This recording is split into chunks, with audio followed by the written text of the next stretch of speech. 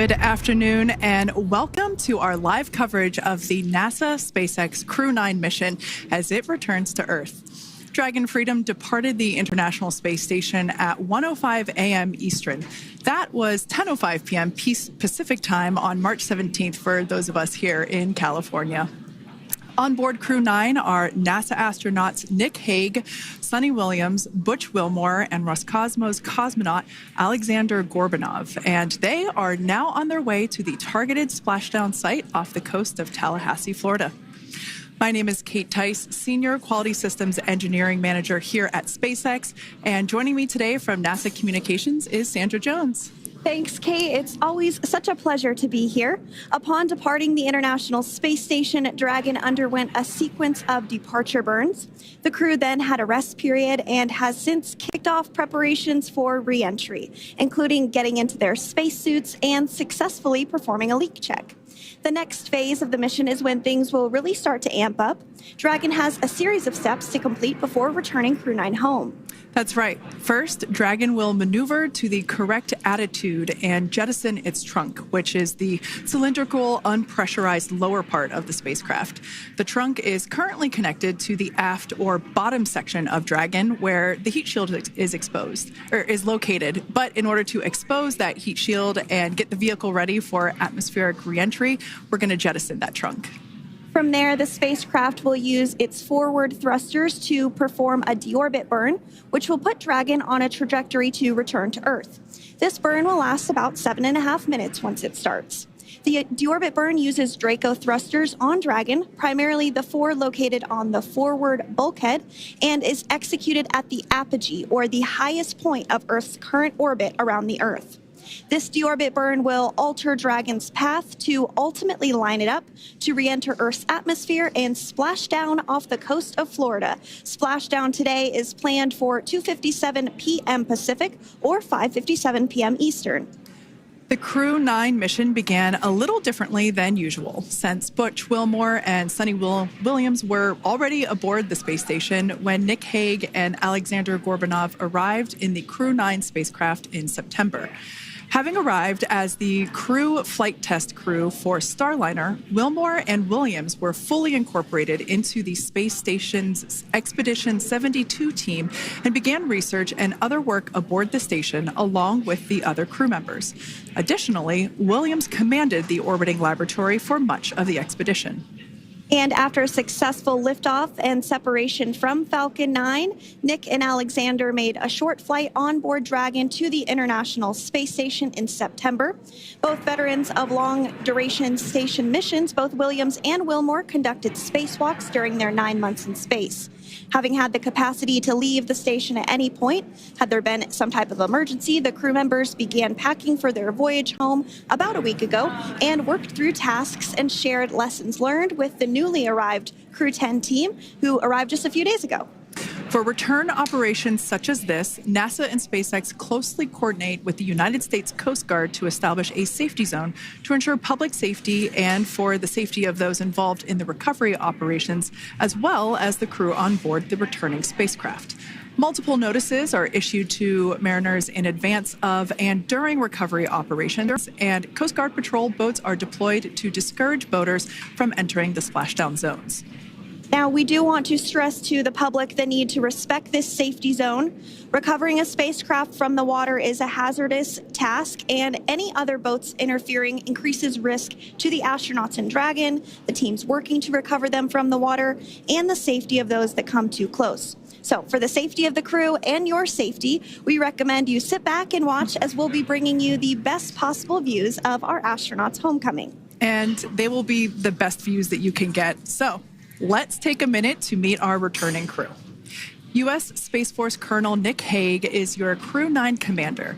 He was selected by NASA as an astronaut in 2013. This was his second spaceflight to the International Space Station and third launch overall. He spent 171 days in space with Crew 9 and has a career total of 374 days in space. During his mission, he completed a spacewalk with astronaut Suni Williams.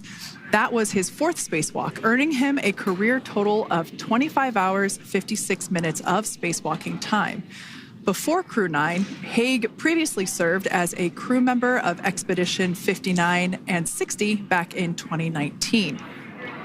He flew with Alexei Ovchinin and NASA's Christina Cook. So this is his second time sharing the space station with Ovchinin.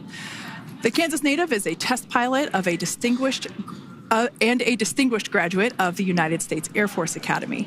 Nick spent 5 months in Iraq in support of Operation Iraqi Freedom. He voluntarily transferred from the United States Air Force to U.S. Space Force in 2021 and is an active colonel. His wife, Katie, is a retired U.S. Air Force colonel, and they have 2 sons. NASA astronaut Suni Williams is a mission specialist for Crew 9. This was her 3rd visit to the space station. She originally launched aboard Boeing Starliner spacecraft and arrived at the space station on June 6th. And it looks like we are beginning to get some views inside the spacecraft, overlooking the shoulders of the crew on board Dragon. We'll continue to bring you those views throughout the day and views throughout Splashdown this afternoon rather. But to jump back into a little bit more about Suni, she became an Expedition 71-72 crew member, and she logged 286 days in space on this mission. But she actually has a total of 608 days in space, the second most time in space by a U.S. astronaut. Former NASA astronaut Peggy Whitson ranks first for the U.S. with 675 days in space. She conducted 2 spacewalks and has completed 9 over the course of her career for a total of 62 hours and 6 minutes of spacewalking time. She ranks 4th on the list of cumulative time spacewalking by a female astronaut. And she has flown on 4 different spacecraft types, including the Space Shuttle, Soyuz, Starliner, and now Dragon. Previously, she served on Expedition 14 and 15 in 2006 and 2007, and again with Expedition 32 and 33 in 2012. She's a retired U.S. Navy captain and is a proud graduate of the U.S. Naval Academy. NASA astronaut Butch Wilmore is also serving as a mission specialist today. This is his 3rd spaceflight and, just like Suni, logged 286 days in space.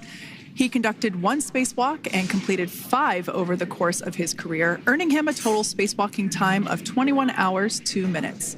He's flown on 4 different spacecraft types throughout his career: the Space Shuttle, Soyuz, Starliner, and now Dragon.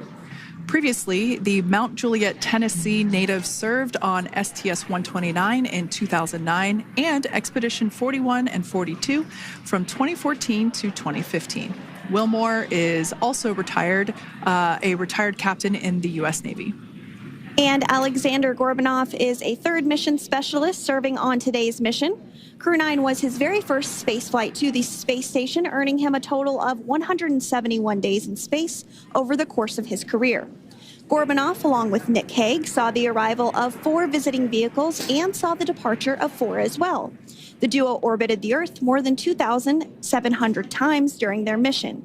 Before his cosmonaut selection in 2018, Gorbanov worked as an engineer for a rocket space corporation and helped support cargo spacecraft launches from the Baikonur Cosmodrome in Kazakhstan. To prepare for upcoming events, Dragon is currently doing a couple of things autonomously. First, it's isolating the thermal control system fluid loops from the radiator. This system is what will help keep the internal temperature of Dragon very comfortable for Nick, Suni, Butch, and Alexander during the reentry phase. Dragon is also initiating separation of the claw mechanism, which will terminate data, power, and fluid connections between the spacecraft and the trunk in preparation for that trunk separation that I mentioned earlier. Now, as we saw before, we are hoping to get more views inside of the Dragon capsule. We will bring those, of course. We want to see more of our 4 crew members. But now a bit more of the Dragon Freedom capsule. It has flown on several missions for NASA. It first launched April 27th, 2022. To the International Space Station on NASA's SpaceX Crew 4 mission. It was subsequently used for 2 private spaceflight missions to the space station for Axiom Space, Axiom Mission 2 in May 2023, and Axiom Mission 3 in January of 2024. And of course, Crew 9 launched last year, is September 28th. So, yeah, a little bit about the Dragon Freedom capsule. Here, a view that we have once again between the shoulders of Commander Nick Hague, who is on the left-hand side of your screen there, and Mission Specialist Alexander Gorbanov there on the right. That's right, Kate. And the next major milestone that we're looking ahead towards this afternoon is claw separation. We're targeting that claw separation at 2:05 p.m. Pacific time this afternoon, so less than 10 minutes from now. Continuing to get some views inside Dragon Freedom. To the far left there is NASA astronaut Butch Wilmore. And as you can see, the crew is suited up in their space suits. They are suited up in what we call dynamic phases of flight. So when they launch, when they dock, when they undock, when they return back for splashdown. We might hear some call outs on the loops about putting their visors down. That will happen just prior to deorbit burn. And you'll hear us pause when some of those communications happen. That's because we want to make sure that we are relaying the best information to you all, and so that you hear it as well. So if you do hear us pause, that is what we're doing. You also see they have their on there, and I know the gloves are pretty unique on the Dragon spacesuits, right? They're custom created? Yes. The spacesuit overall is custom fit for each astronaut. These gloves enable usage of the touchscreen panels that they have in front of them.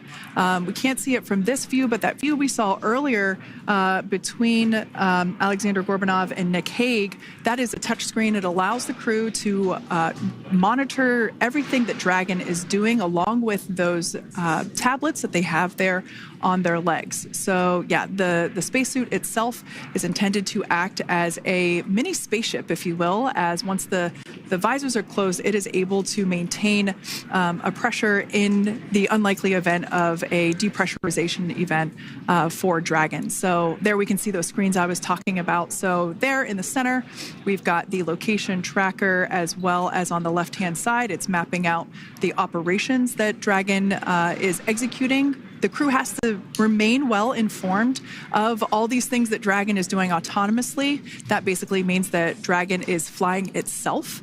The crew has the ability to gain control of the capsule if necessary, but the capsule is essentially going to bring itself home. But of course, in order to be familiar with Freedom, SpaceX, deorbit sequence start in 5 minutes.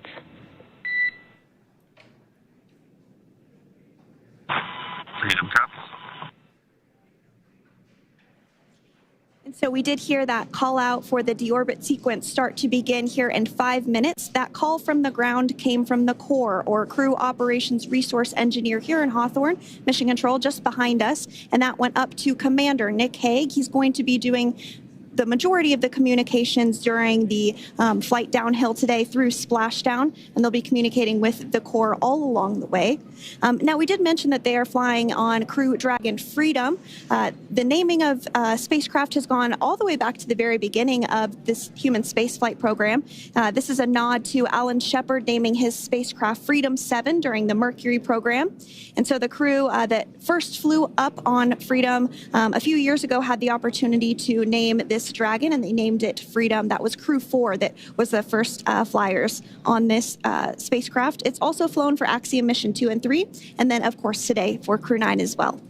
Yeah, actually, fun fact about this particular capsule, of those 4 missions that Sandra just mentioned, we have seen daytime splashdowns for 2 of those. Today will mark the third of the third daytime splashdown. So there's something lucky about this particular capsule that gets daytime splashdowns. Nighttime is great because we can see even more clearly the capsule streaking through, but I personally love the daylight views because we really get even better views of the recovery team operations during that phase of the mission. Yes, absolutely. And if you follow along with our missions, you'll know that sometimes weather is a watch item when it comes to undocking and splashdown. We do splashdown in the water, so we want to ensure that parameters like wave heights and wind speeds and precipitation, lightning, all of that is looking good for the crew and the safety of those recovery personnel. And today the weather is just pristine. We got off of space station on the very first attempt. So I'm joking around and saying that it was because it was St. Patrick's Day and we got really lucky with the weather. I wouldn't disagree agree with that. Speaking of weather, we will be hearing from core probably around 2:20-ish. Typically, before we enter the period of loss of signal, or LOS, we will hear an entry briefing from the core, the crew operations resource engineer, and they will deliver important information like updated anticipated splashdown and loss of signal times to the crew, as well as the wave height and wind speed. So we'll be standing by to listen in on those. Like I said, that will happen shortly after. Typically after trunk separation. I can't quite remember if it's before or after deorbit burn. It must be before. But in any case, we'll be hearing all of that coming from core. In fact, that individual is seated there in the room on your screen. That is SpaceX Mission Control in Hawthorne, California.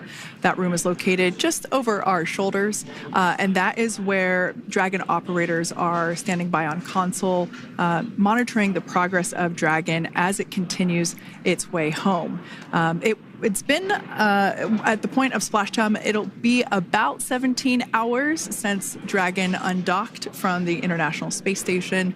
The team there in mission control, there are multiple teams, in fact, and they cycle through shifts to ensure that everybody gets the required rest and sleep periods, just like the astronauts on board. And that crew operations and resource engineer is seated there in the room, and that, like Sandra said, is the primary voice that we will be hearing communicate from the SpaceX team to the crew on board. That's right. And so it looks like we're about 3 minutes or so from the claw separation portion of today's flight. The claw is a portion on the spacecraft that holds the trunk to Dragon. Following claw separation, we're going to jettison or remove that trunk because it's no longer needed. The trunk has solar arrays on it that provides power to the Dragon spacecraft. But now that we're beginning the reentry process, we need to go ahead and jettison that trunk and able to expose the heat shield, which is really going to do the heavy lifting as Crew 9 re-enters the Earth's atmosphere. They come in at 17,500 miles per hour, so they really need to ensure that that heat shield absorbs that heat, and there's... Deorbit sequence start.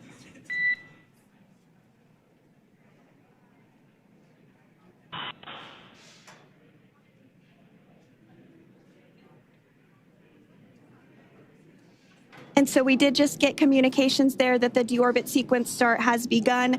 So here in just a couple minutes from now, we expect to hear information or a call back about the claw separation having begun. And again, that kicks off that trunk separation portion that I was discussing to remove that, expose the heat shield, and then eventually we'll have the deorbit burn. And we'll continue to walk you through all of these milestones as we approach them ahead of our splashdown at 2:57 p.m. Pacific time this afternoon off the coast of Tallahassee, Florida.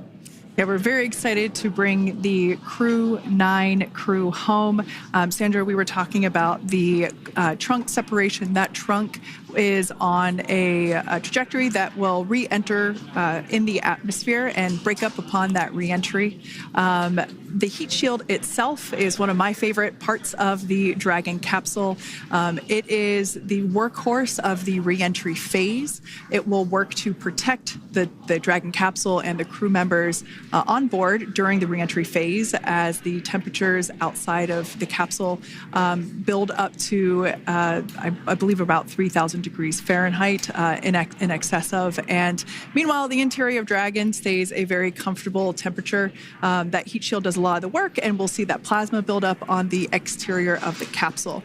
As a result of the plasma that builds up, we will lose communications with the crew. This is known as loss of signal, or LOS. This is roughly a 10-minute period on average, even less than. I believe today it is probably about 6 or 7 minutes long. It kind of depends on the mission, and it happens for every Dragon capsule that re-enters the atmosphere.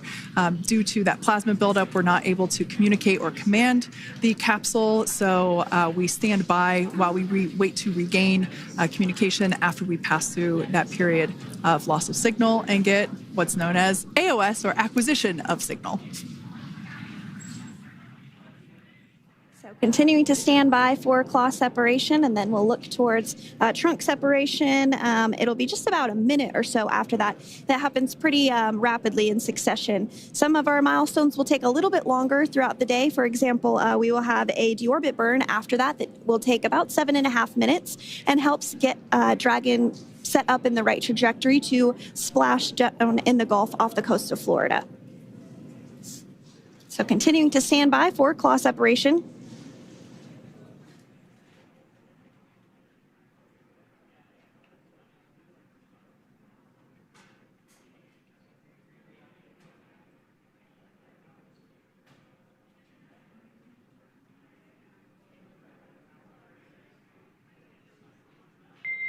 Nominal trunk jettison. All right. Freedom copies. Great news there. That trunk has been jettisoned from the Dragon capsule.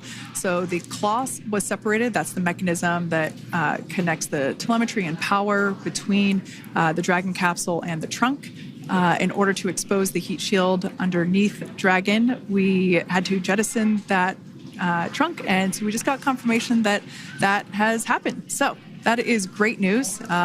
Basically means that telemetry is looking good and that the nitrox system is primed for cabin and suit cooling, and the heat shield, like I said, is now exposed and ready for atmospheric reentry. The trunk served its purpose by gathering energy from the sun through its solar cells and converting that to battery power. Since we separated the trunk, we can't generate any more new power, but we really don't need to since we're coming home and Dragon has enough battery power already stored. Now, up next, the final steps that Dragon will perform prior to reentry: the slew, or the maneuver to deorbit burn attitude, and then the deorbit burn itself.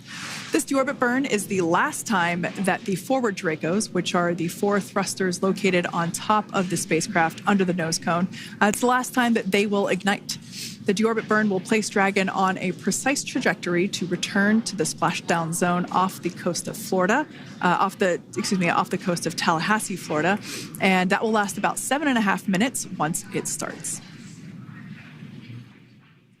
And so deorbit burn is targeted for 2:11 p.m. Central Time, so about 2 minutes from now. As we mentioned, it's going to last about 7.5 minutes, again, helping to get Dragon into the precise trajectory to ensure that splashdown occurs in the area that was calculated and where the recovery team is already in place, ready to support splashdown operations today. The recovery vessel Megan is the ship that is going to be utilized today, and we also have what is called fast boats that go out first to check the spacecraft and make sure everything is looking good before the recovery vessel Megan approaches. So that whole recovery process takes about an hour, I would say, from the time the crew splashes down to the time they're on the boat and the crew gets out of the capsule. And we'll continue to bring you live coverage through every step of the way today as Crew 9 returns home. Indeed. Now, let's take a little bit of a closer look at Dragon. One of the great things about being close to the space station is that we can use space station cameras to look at Dragon. But now that Dragon is on its way home, we don't have those external cameras. So here's an animation of what the capsule looks like. We've got the pressurized section, the capsule on the top, and the trunk, or the unpressurized section, on the bottom. That's where those solar panels that we manufacture in-house are located, soaking up the energy from the sun and turning it into power for the capsule. At the very top of the capsule is the nose cone. That is where the Dracos, the forward Dracos, are located. That nose cone is currently open, not closed like we saw in that animation. Once we get through the final maneuverings for the re-entry phase, we will close the nose cone capsule just before Dragon begins its atmospheric entry to protect that forward hatch there located along with those forward Dracos. So go ahead. Oh, that's right. I was going to mention that the nose cone does open shortly after launch, and it remains open the entire time that Dragon is docked to the International Space Station. So as an example for this particular spacecraft, Freedom, since September when it docked to the International Space Station, remains open that entire time, and here shortly it will close for the very first time since September. So quick recap of what Dragon has done in recent history here. We basically began preparations for re-entry known as the Deorbit sequence. So Dragon released the trunk. As we said before, we separated the claw, we released the trunk. It next will slew to the deorbit burn attitude. Slew basically meaning maneuver, so it will position itself correctly to execute that deorbit burn. We want the heat shield side to be facing forward, or first, if you will. We want that to be the leading edge of the Dragon capsule, as that heat shield is meant to basically be an ablative material for the heat that it will incur.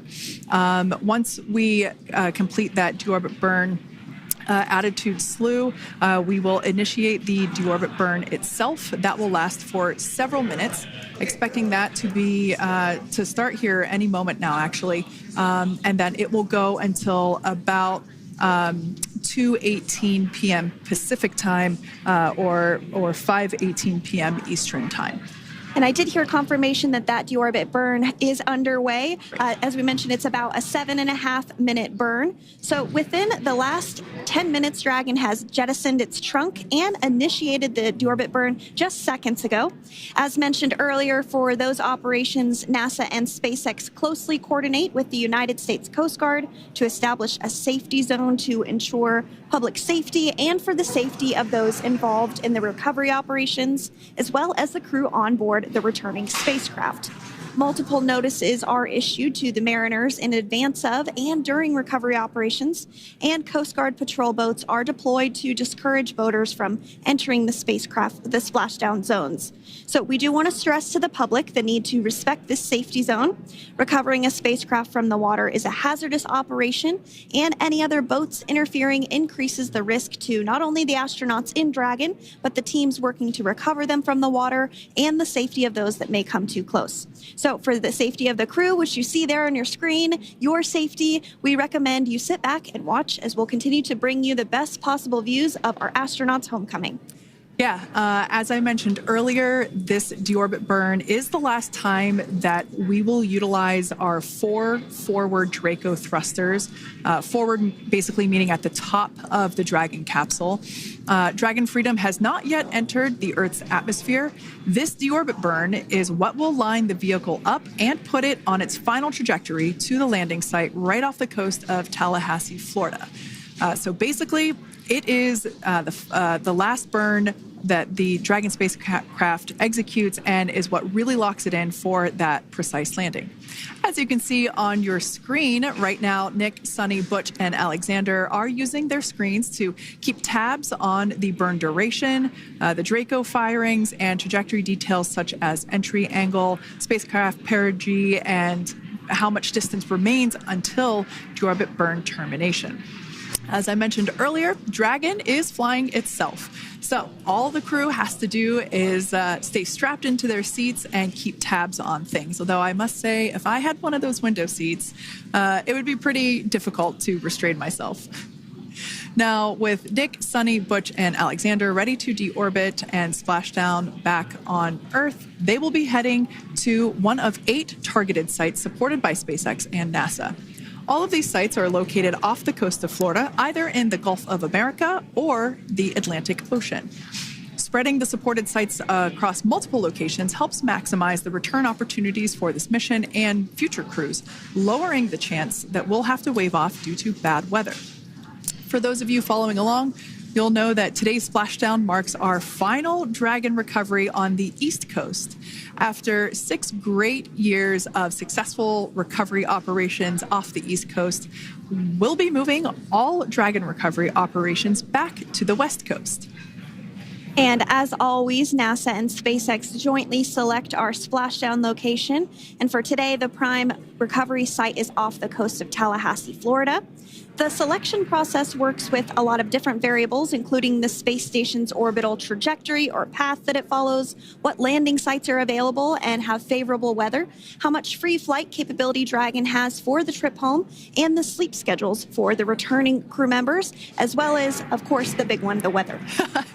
We'll start with calculating daily return options based off of the space station's current orbit and Dragon's capabilities to maneuver and line up for reentry.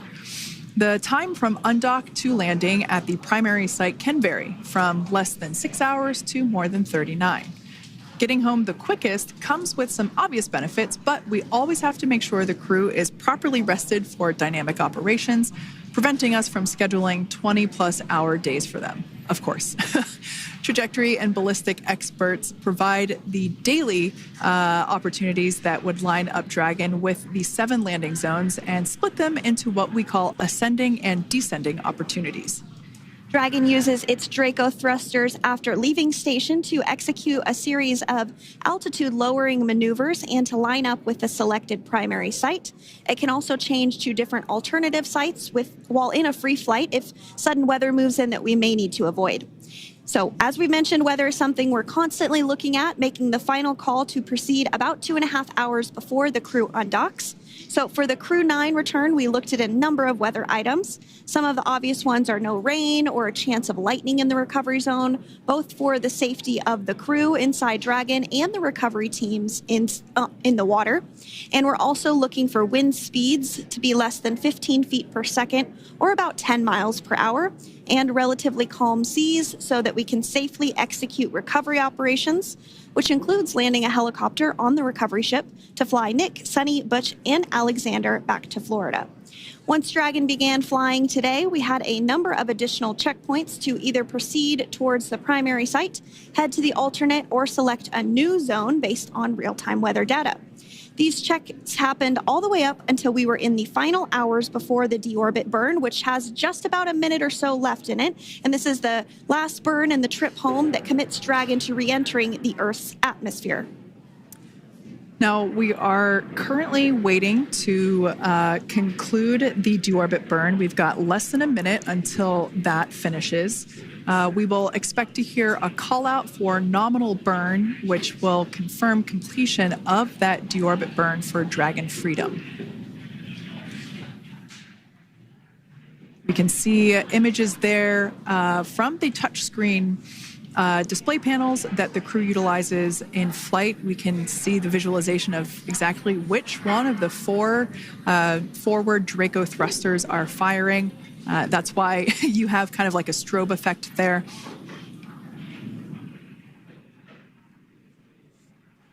And if you're just joining us, you are looking at live views of the Dragon Freedom. On your left is Commander of Crew 9, Nick Hague. To his right is Roscosmos cosmonaut Alexander Grabenkin. And also in Gorbunov, that is Alexander Gorbunov. And then also in the capsule today is NASA astronauts Sunny Williams and Butch Wilmore. We are awaiting confirmation that their deorbit burn is complete, which is the last burn that's going to help set them up on a trajectory to Splashdown off the coast of Florida. Deorbit burn complete. Performance nominal. Nose cone closure initiated. Freedom copies. All right, excellent news there. We heard the words we were looking for, nominal burn. So that means that deorbit burn was successful and nominal, meaning as expected. And we're now beginning to close the nose cone in preparation for atmospheric reentry. So in the background, Dragon is currently inhibiting those forward bulkhead Draco thrusters that we just used to complete the deorbit burn, ensuring it's safe to latch the nose cone shut for reentry. Also, the vehicle has initiated the nitrox suit purge, which will help keep Nick, Sunny, Butch, and Alexander cool and comfortable during reentry, which is coming up in about 20 minutes from now. At this point, the nose cone is closing and protecting the forward hatch for reentry, and the crew are using their screens to continue to monitor the locking of the nose cone, which is done by a set of hooks. And as we mentioned earlier, that nose cone has remained open since September, so this is the first time it's closing in a few months. Yeah, that's absolutely right. Now, we will be expecting, as I mentioned before, an entry brief from SpaceX Core. Again, that's the crew operations resource engineer who is seated in that room that you see there on your screen. That entry brief will provide updated times for anticipated splashdown as well as the loss of signal or period of LOS. And that briefing will also give us information such as wind speed and wave height at the expected splashdown location. But all in all, everything has been great today. All events have been executed on time as expected, and we are looking forward to a splashdown of the Crew 9 crew at about 5:57 p.m. Eastern Time or 2:57 p.m. Pacific Time. Between now and then, things are going to start moving quite quickly. In fact, if anything, this will have seemed like the slower part of the reentry phase. We're going to go through, like I said, that period of loss of signal or LOS. That period is a few minutes long where we are unable to communicate or command the capsule due to the plasma that builds up on the exterior of the capsule. That period, like I said, lasts for a couple minutes. You will start to hear SpaceX Core hail the Crew 9 crew a little bit earlier than expected because we, in the past, have actually regained communications a couple minutes earlier than initially anticipated. So we'll go through that period of loss of signal, that entry period, that specifically when the Dragon spacecraft is re-entering through the atmosphere. Approximately at about 18,000 feet when the capsule is traveling at 350 miles per hour. We will see our first views of parachutes for the day. It's one of my favorite moments of return sequences is when we get to see the drogue parachutes. We'll see the drogues come out. Those drogues will help slow the vehicle down to about 119 miles per hour. And then that is when the main parachutes will come out from the Dragon spacecraft and then ultimately end in splashdown. And we are hearing confirmation that the nose cone is closed and everything was nominal or as expected with that closure. So as we begin the second half of entry, Dragon is now beginning to inject cooled nitrox into the air being delivered to the spacesuits worn by Nick, Sunny, Butch, and Alexander. Again, this is what will allow the crew to remain comfortable while external temperatures reach 3,500 degrees Fahrenheit as they re-enter the Earth's atmosphere. So the heat shield is pointing forward, leading Dragon to the landing site. Yeah. Now, speaking of the heat shield, Dragon's primary heat shield is comprised of PICA 3.0, which stands for Phenolic Impregnated Carbon Ablator. The first-gen PICA was initially developed by NASA for studying and sampling comets within our solar system. SpaceX partnered with NASA to develop PICA-X, which was the second-generation product used on all Dragon 1 cargo resupply service missions that resupplied the International Space Station on 20 missions. PICA 3.0 was developed specifically for use on Dragon 2 crew and cargo with enhanced structural and thermal capabilities that allowed the heat shield to be even more effective in the way that it utilized the ability to make that heat ablevate as it goes through the Earth's atmosphere.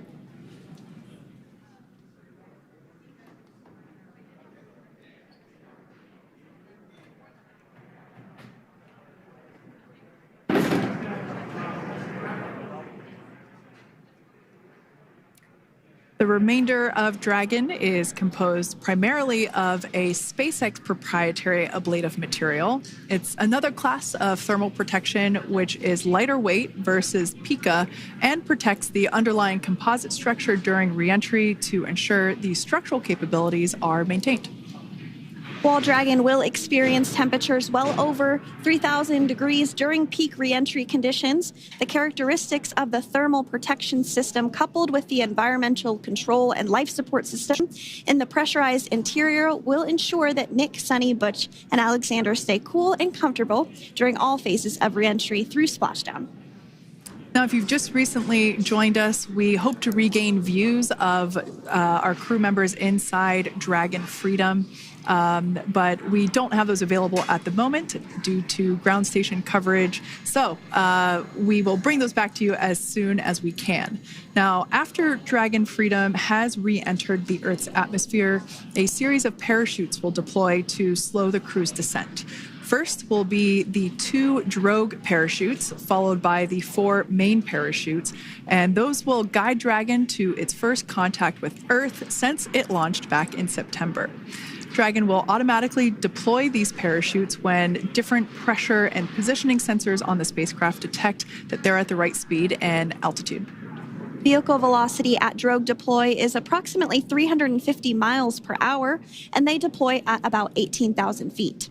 Now, when the vehicle velocity at main deploy is approximately 119 miles per hour, and they deploy at about 6,500 feet. When Dragon splashes down in the water, the vehicle velocity will be about 16 miles per hour, so you can really see how those parachutes help to slow down the crew inside the capsule. The highest G-load the crew is expected to experience today is about 3 to 5 Gs. Yeah, when you think about really fun roller coasters, they're about in that range. So I'm sure that our crew on board will be well equipped to experience those Gs. It's nothing for them. They go through much more intense training. And so we are continuing to make our way through a number of milestones today. We did have trunk separation. Freedom, SpaceX. Nose cone is secure for entry. Freedom copies.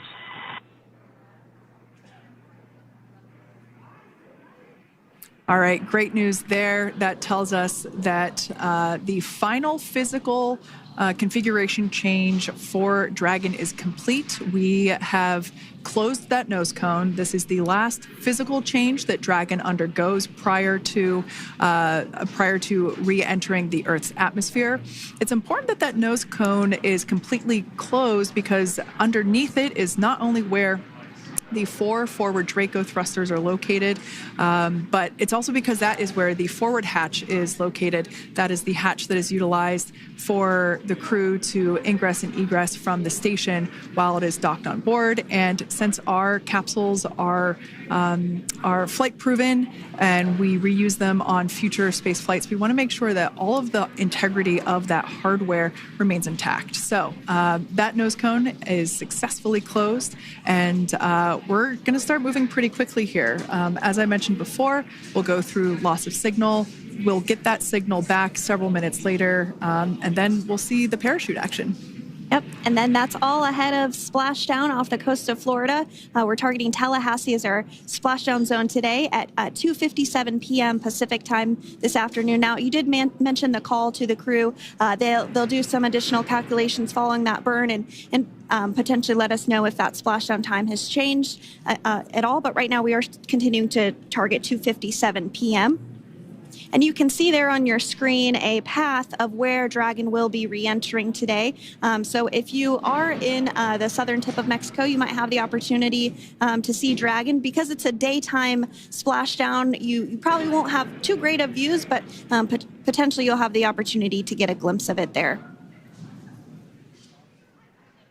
Once again, Dragon operators, they're monitoring the progress of Dragon through this re-entry phase. That is SpaceX Mission Control, located here in Hawthorne, California. That is also where the crew operations and resource engineer is seated.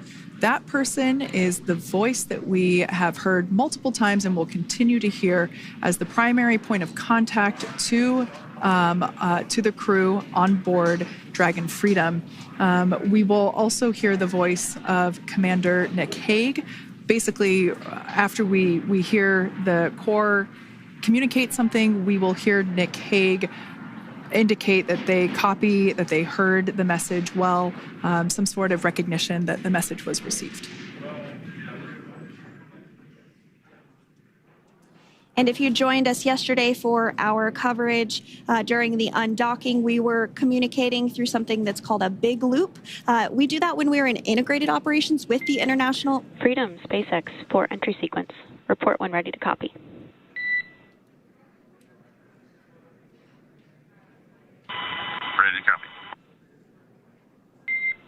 All right, I've got some updated times for you. Our COM blackout start time is 2144. Our COM blackout end time is 2151. And our splashdown time is the same per your displays, 2157.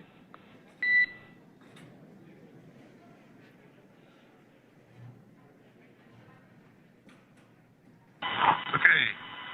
Understand com blackout start 2144, stop 2151, splashdown per display. That's a good readback.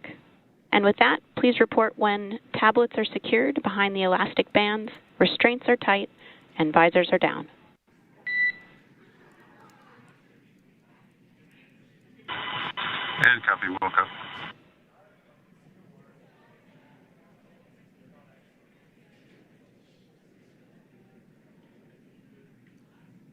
And with that communication from the Corps or Crew Operations Resource Engineer here in Hawthorne to Commander Nick Hague of Crew Dragon Freedom, we did hear that the loss of signal period is still at 2:44 p.m. Pacific, but we had a 1-minute adjustment to the acquisition of signal. That's going to now be at 2:51 p.m. Pacific time. However, our splashdown time remains the same at 2:57 p.m. Pacific time this afternoon off the coast of Tallahassee, Florida. So all good news there as Dragon continues to make its way home with the Crew 9 crew. As we've mentioned before, we are splashing down on the Gulf Coast. We have ability to splash down on either side of Florida, but the location site just outside of Tallahassee, Florida is the site that was selected today due to best recovery conditions.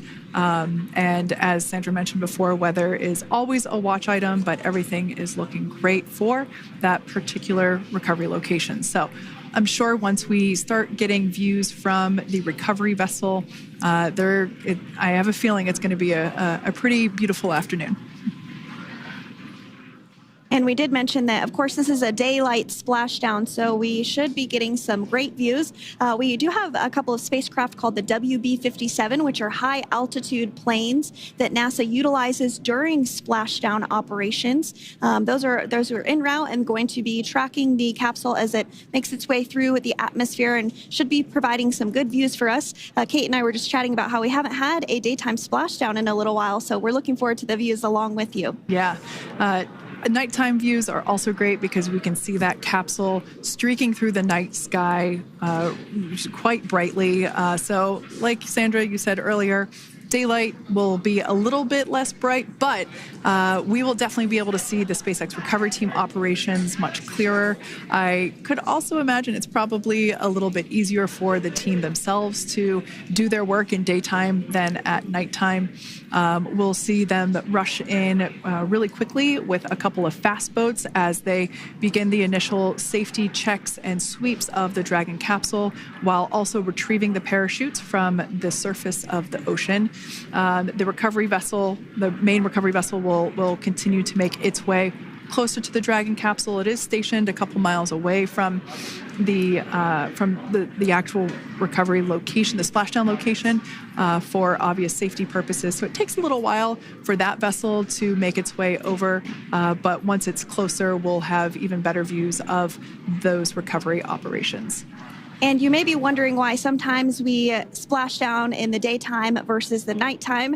And believe me, we would all love for these operations to happen during regular daytime working hours. But unfortunately, orbital mechanics just doesn't quite work out that way. So it has to deal with the location of the International Space Station, as well as where the splashdown zone is on Earth and that trajectory, as well as the phasing. So as we mentioned earlier, sometimes we have phasing as short as 6 hours, sometimes in excess of 30 plus hours. It just depends on where the targeted area is that the capsule is going to splash down. So today's phasing has been 17 hours since undocking occurred at 10:05 p.m. Pacific yesterday evening for us here in Hawthorne.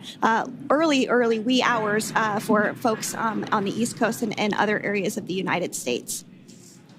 Yeah, but regardless of whether it's daytime or nighttime, the SpaceX recovery team has trained and practiced and rehearsed for it all. So regardless of daylight, They are really efficient with those operations. And but like you said, Sandra, it has been a minute since we have seen a daytime splashdown on a NASA SpaceX crew mission. The last daytime recovery was on Crew 4, which was the debut flight for the capsule flying today, the spacecraft known as Dragon Freedom. And so, yeah, kind of a fun fact there in terms of the timing of that daylight splashdowns. Once again, standing by for more communication with the crew. The next event that we have coming up is the start of that period known as loss of signal. That is the period still expected at 2:44 p.m. Pacific time. This lasts for several minutes while the capsule is making its way through the Earth's atmosphere. The heat shield located at the bottom of the capsule, really doing all the work at that point in time in terms of using the atmosphere to slow the capsule down from its orbital speeds of 17,500 miles per hour. Our tablets are secure, restraints are tightened, visors down. We are configured for entry. Freedom, I copied. Tablets are secured, restraints are tight, and visors down.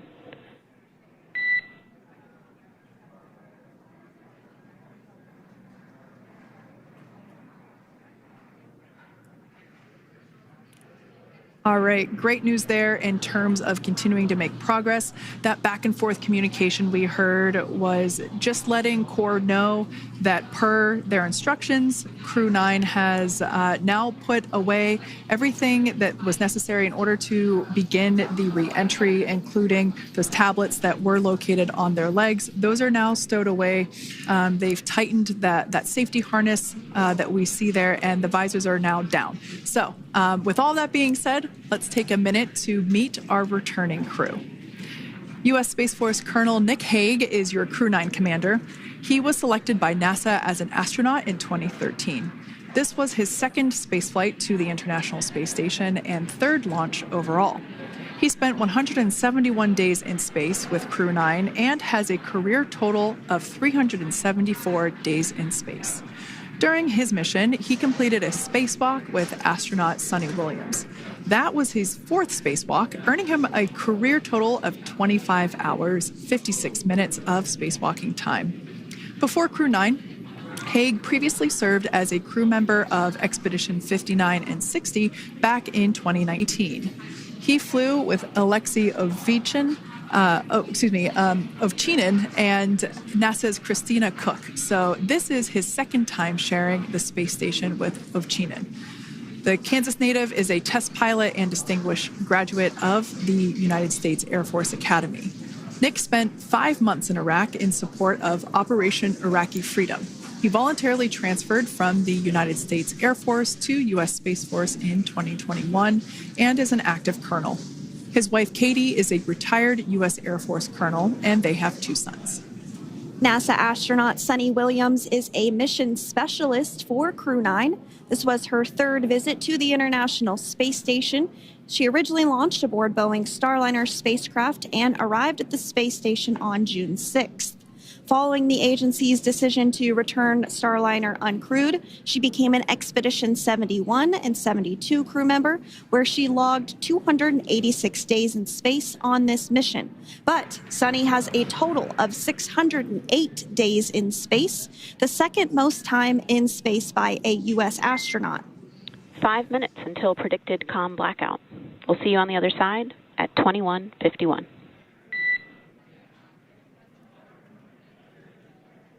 21:51. Talk to you soon. And with that call out from the crew operations resource engineer to Commander Nick Hague, letting them know that everything is looking good ahead of the loss of signal period.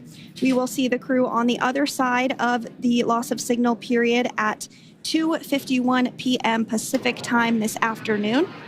Continuing on about Suni Williams, who has a total of 608 days in space, the second most time in space by a U.S. astronaut.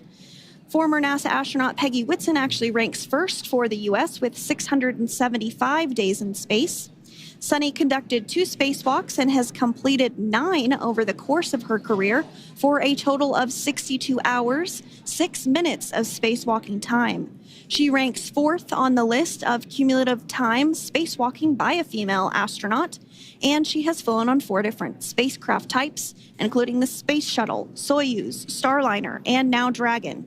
Previously, she served on Expedition 14 and 15 in 2006 and 2007, and again with Expedition 32 and 33 in 2012. She's a retired U.S. Navy captain and is a proud graduate of the U.S. Naval Academy and was the first astronaut to run a marathon in space. Pretty awesome stuff. Now, NASA astronaut Butch Wilmore is also serving as a mission specialist today. This is his 3rd spaceflight and, just like Sunny, logged 286 days in space. He conducted 1 spacewalk and completed 5 over the course of his career, earning him a total spacewalking time of 21 hours and 2 minutes.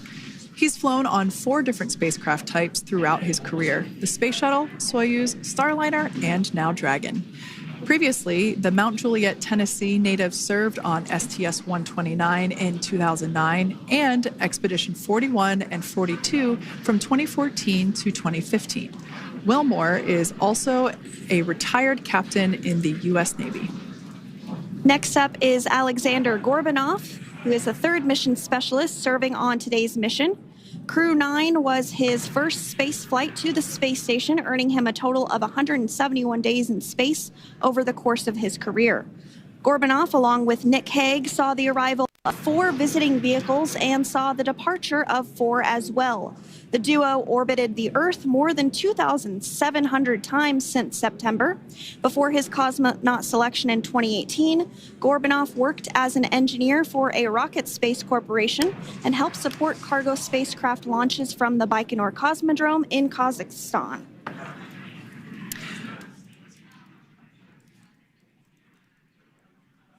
So if you are just joining us, we are continuing to bring you live coverage of Crew 9's return to Earth following their mission aboard the International Space Station, where they completed science and research investigations.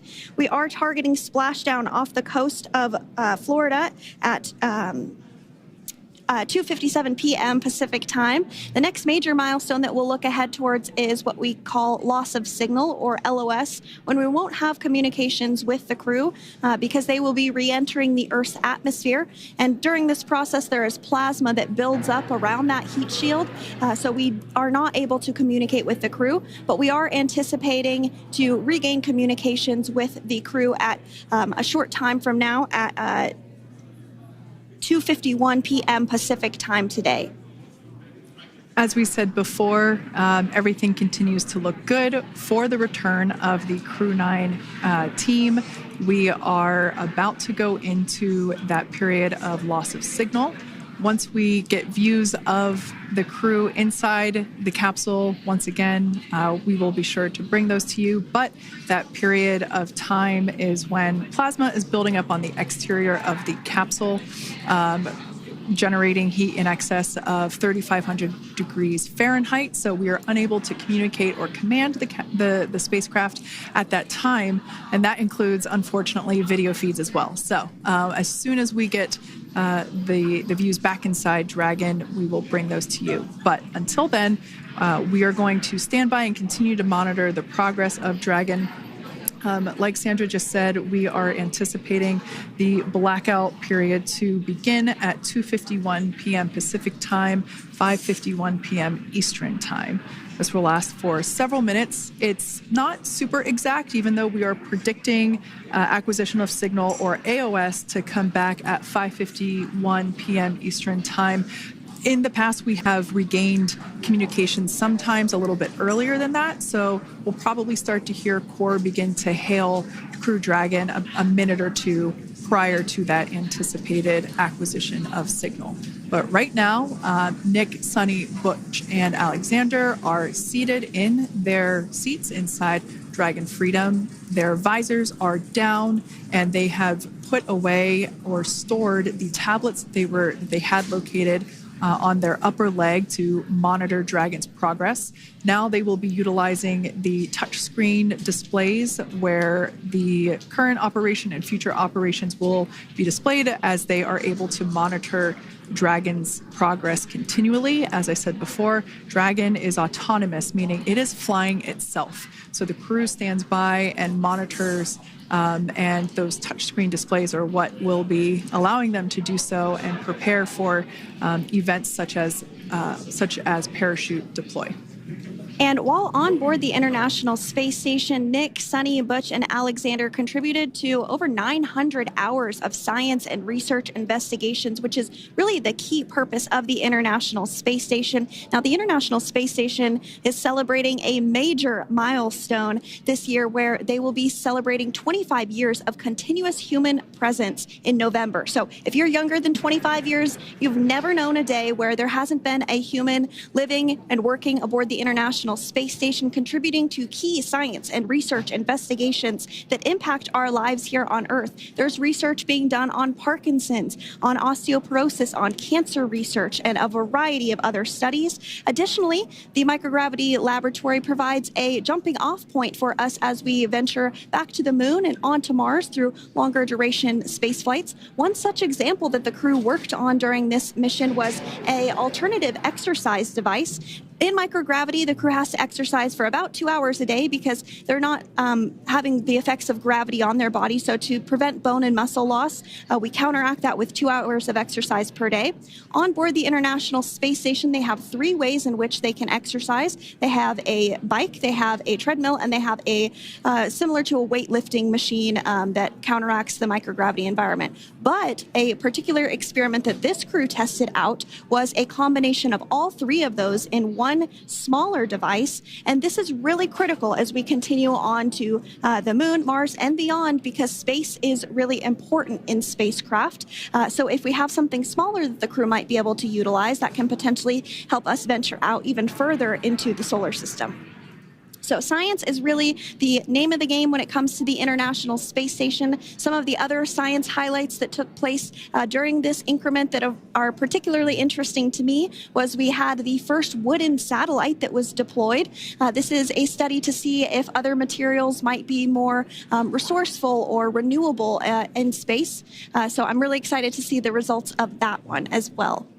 Additionally, we had a couple of spacewalks that took place to not only provide maintenance to the International Space Station, but also where we swabbed the outside of the space station near vents to see if any microbes that we all have microbes on us, to see if any of those could survive in the harsh environment of space, which again is very important for us to know and understand as we continue to the moon, Mars, and beyond. Very exciting stuff. Now, at this point, we have now entered the communications blackout period for the Dragon spacecraft. This lasts approximately 7 minutes due to plasma formation around the spacecraft itself. During this time, no vehicle telemetry is received by mission control or the recovery team, and no external commanding of the vehicle or voice communication is possible. But as a reminder, Dragon is designed to fly itself. During reentry, the vehicle will be slowing down from orbital velocity, which is approximately 17,500 miles per hour. The top temperature that Dragon will experience upon reentry is 3,500 degrees Fahrenheit. This blackout period, as I said before, we expect it to last about 7 minutes today, concluding at 5:51 p.m. Eastern Time or 2:51 p.m. Pacific Time. We right there have our first view of Dragon Freedom coming home to Earth. And that view is from the WB-57, which is one of NASA's high-altitude planes that is tracking. Now, because of the way that this camera is configured, it does look like it is dark, but it is indeed daytime, and you're beginning to see that plasma trail as Dragon re-enters the Earth's atmosphere. All of that is expected. We are anticipating an acquisition of signal around 2:51 p.m. Pacific Time, so just minutes from now, and you may hear the core begin to hail out or call Dragon for communications and see if we can potentially get communications with them a little bit earlier. Following this, we'll have two events in rapid succession. We'll have the drogue parachutes deploy at 2:53 p.m. Pacific, followed by the mains just 1 minute later at 2:54 p.m. Pacific time, ahead of a splashdown at 2:57 p.m. Pacific time off the coast of Tallahassee, Florida.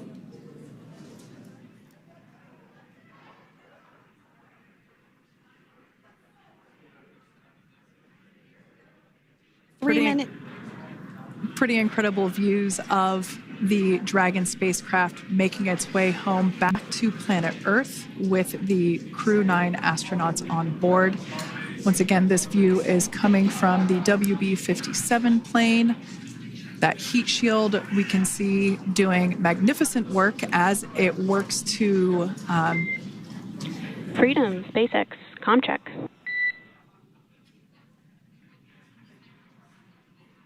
All right, we're going to start hearing the SpaceX Crew Operations Resource Engineer.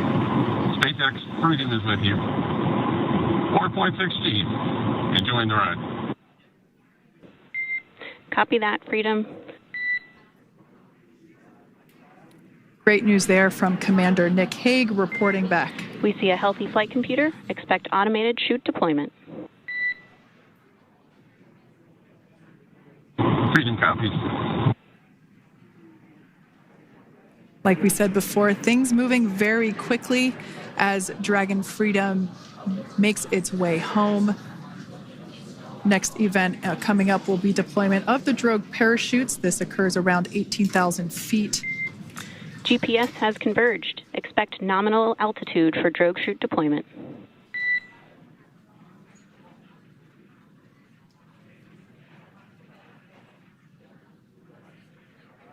We're about 2 minutes away from deployment of those drogue parachutes. Now the heat shield is continuing to work to slow the vehicle down. That entry period, the Dragon spacecraft went from orbital velocity about 17,500 miles per hour down to about 350 miles per hour. So that really gives you a sense of why that plasma builds up on the exterior of the capsule, thanks to the heat shield and the work that it does. Those drogue parachutes will slow it down from 350 to about 119 miles per hour. We can see 15 kilometers. Brace for drogue window. We can see seat rotation happening inside the capsule. Great to get those first views of our crew members.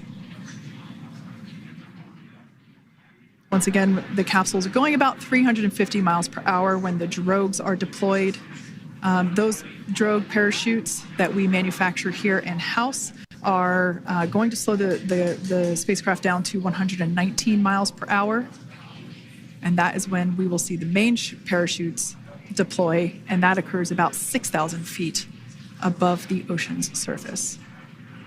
And we are expecting drogue deployment at 2:53 p.m. Pacific, so we should see it any second now. And there you are getting a great view of Crew 9 inside Dragon Freedom as it returns back to Earth. We are awaiting the drogue deploys. This view coming from the WB-57 high-altitude plane.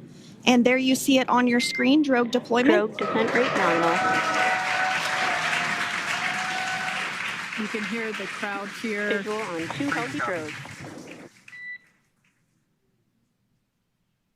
The crowd here very excited as Dragon Freedom continues to make its way back to planet Earth.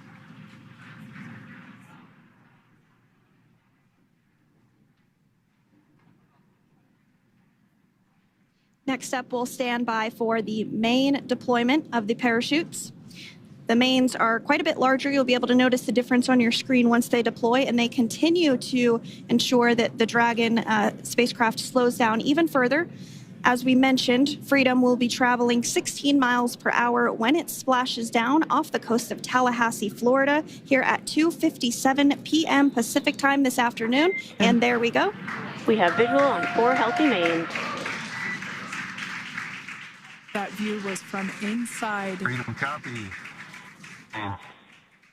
That view was from inside one of the buckets where the parachutes are located. So we see a great view there of the reefing on those parachutes. And as those main parachutes begin to inflate fully, 4 beautiful, healthy mains. Now awaiting visuals of Splashdown. Freedom, 1,000. We'll start to hear Commander Nick Hague. Copy, 1,000. As we heard right there, Commander Nick Hague will be calling out the altitude of the Dragon capsule from here on out. Landing in water is simpler and provides more margin against unlikely parachute issues. You can see those parachutes continuing to slow the Dragon capsule down. And if you're just joining us, you're looking at 800 meters. a live view of Crew 9, just minutes away from splashing down off the coast of Tallahassee, Florida. Splashdown 2 minutes from now at 2:57 p.m. Pacific. We do have 4 healthy mains really doing the job there. Just breathtaking views of a calm, glass-like ocean off the coast of Tallahassee, Florida. Crew 9 just minutes away from splashing down. This is really such an incredible shot. Copy, 600. That was a live view from our recovery vessel, Megan, which is stationed a couple miles away from the splashdown site. We can see the crew there using their restraints as resting places for their arms. They were just in space moments ago, so their arms were able to float freely. 400 meters. This is a gorgeous bluebird day here that we have for the splashdown of Crew 9. It's incredible to think that the Dragon capsule just minutes ago was going over 17,000 miles per hour, and now gently coasting to a soft splashdown. 200.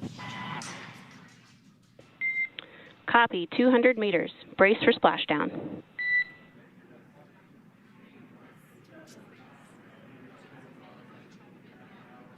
As you can see there on your screen, continuing to monitor progress of the Dragon spacecraft. And we're going to stand by for splashdown located in the Gulf of America off the coast of Tallahassee, Florida.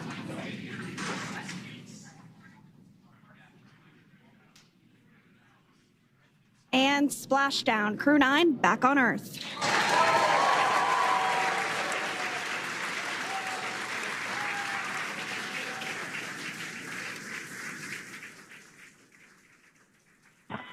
And SpaceX Freedom, splashdown. Good main release. Copy, splashdown. We see main chutes cut. Nick, Alex, Butch, Sunny, on behalf of SpaceX, welcome home.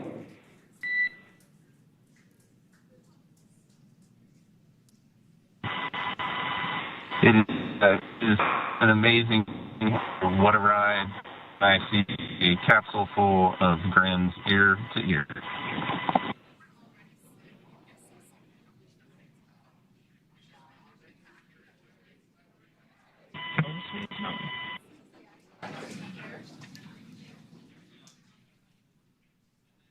And as you can see on your screen, we have visual confirmation of splashdown. Dragon Freedom has returned home, and NASA astronauts. System safety verifications are in progress. We'll report back when recovery personnel are en route.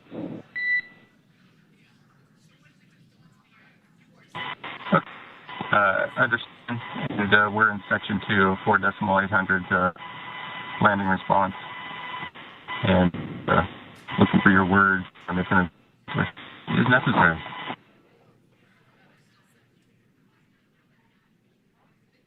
In the distance, we can see the recovery vessel making its way.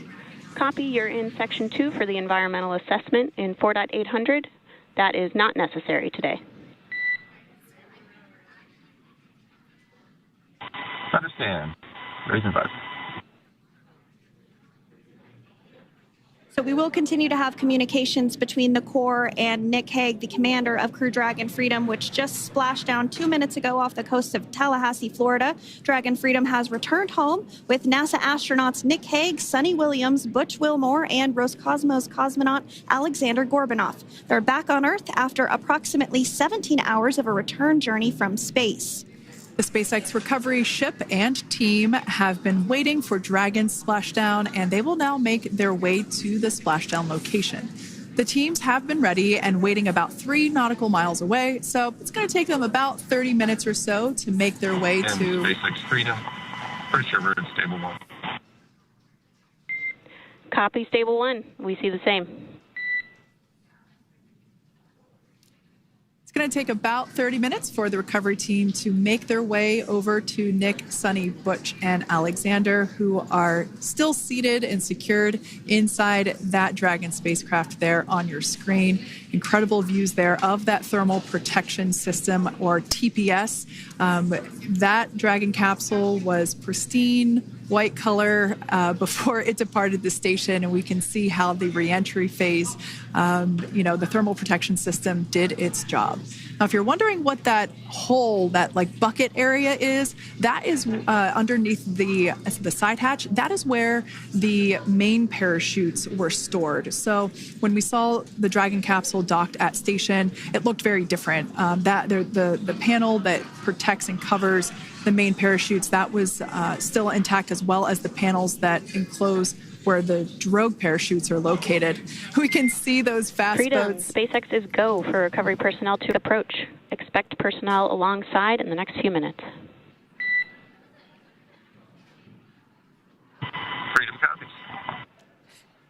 We can see those fast boats. We weren't kidding when we said they were fast. While it does take about 30 minutes for the main recovery vessel to make its way over to the capsule, these fast boats will be doing a couple of things simultaneously. A couple of them are going to be working to retrieve the parachutes that you see in the background there of this drone shot. Those parachutes will be retrieved from the ocean surface. We want to make sure we are able to pull those out. The recovery vessel there closest to the spacecraft is going to be performing some safety checks. We can see there they're using an instrument that is basically working to detect if there are any hypergolic vapors or fumes that are still residing in and or around the Draco thruster nozzles or outlets. The hypergolic fuel, which is necessary for on-orbit burns to maneuver the spacecraft. Unfortunately, those hypergolics are unable to be breathed. They are toxic, and so this team here is doing those initial safety checks to make sure that it is safe for the rest of the recovery team to approach the spacecraft. They're also checking to make sure that any residuals from the pyros are safe and are not going to cause any issues. We can see the team working their way around the spacecraft to do these these sniff tests on all of those Draco thrusters. And as we continue to await the recovery of our Dragon spacecraft with NASA astronauts Nick Hague, Sunny Williams, Butch Wilmore, and Roscosmos cosmonaut Alexander Gorbanov inside, Dragon has autonomously completed several steps to safe itself following splashdown. We are continuing to see Dragon in what is known as Stable 1 configuration. That's kind of the ideal configuration following splashdown. It's upright, and the Dragon capsule's in the right configuration for it to be hoisted into the recovery vessel Megan, which you do see a little ways off in your screen approaching. Dragon will continue to remain live on air with you through that recovery process, all the way through the point where the crew is extracted from the Dragon spacecraft. Now, if you are just joining us, the mission has gone smoothly so far. Dragon successfully splashed down off the coast of Tallahassee, Florida at 2:57 p.m. Pacific, 5:57 p.m. Eastern Time this afternoon. Approximately 17 hours prior to splashdown, Dragon autonomously undocked from the International Space Station, completed a series of departure burns, jettisoned its trunk section, and performed its final burn, the deorbit burn. This placed the Dragon spacecraft on a trajectory toward Tallahassee, Florida. Dragon successfully re-entered the Earth's atmosphere, followed by deployment of its parachutes to slow the spacecraft down to a gentle splashdown. We're now going to follow the Freedom. Hypergol sweeps and unfired ordnance checks are nominal. Rigging is in progress. Approximately 25 minutes until capsule lift. stand by for PMC with SpaceX flight surgeon. Copy. And so what we did just hear there was communications that those hypergol checks were complete. They didn't find any of that upon those checks, so we'll continue to move through the timeline.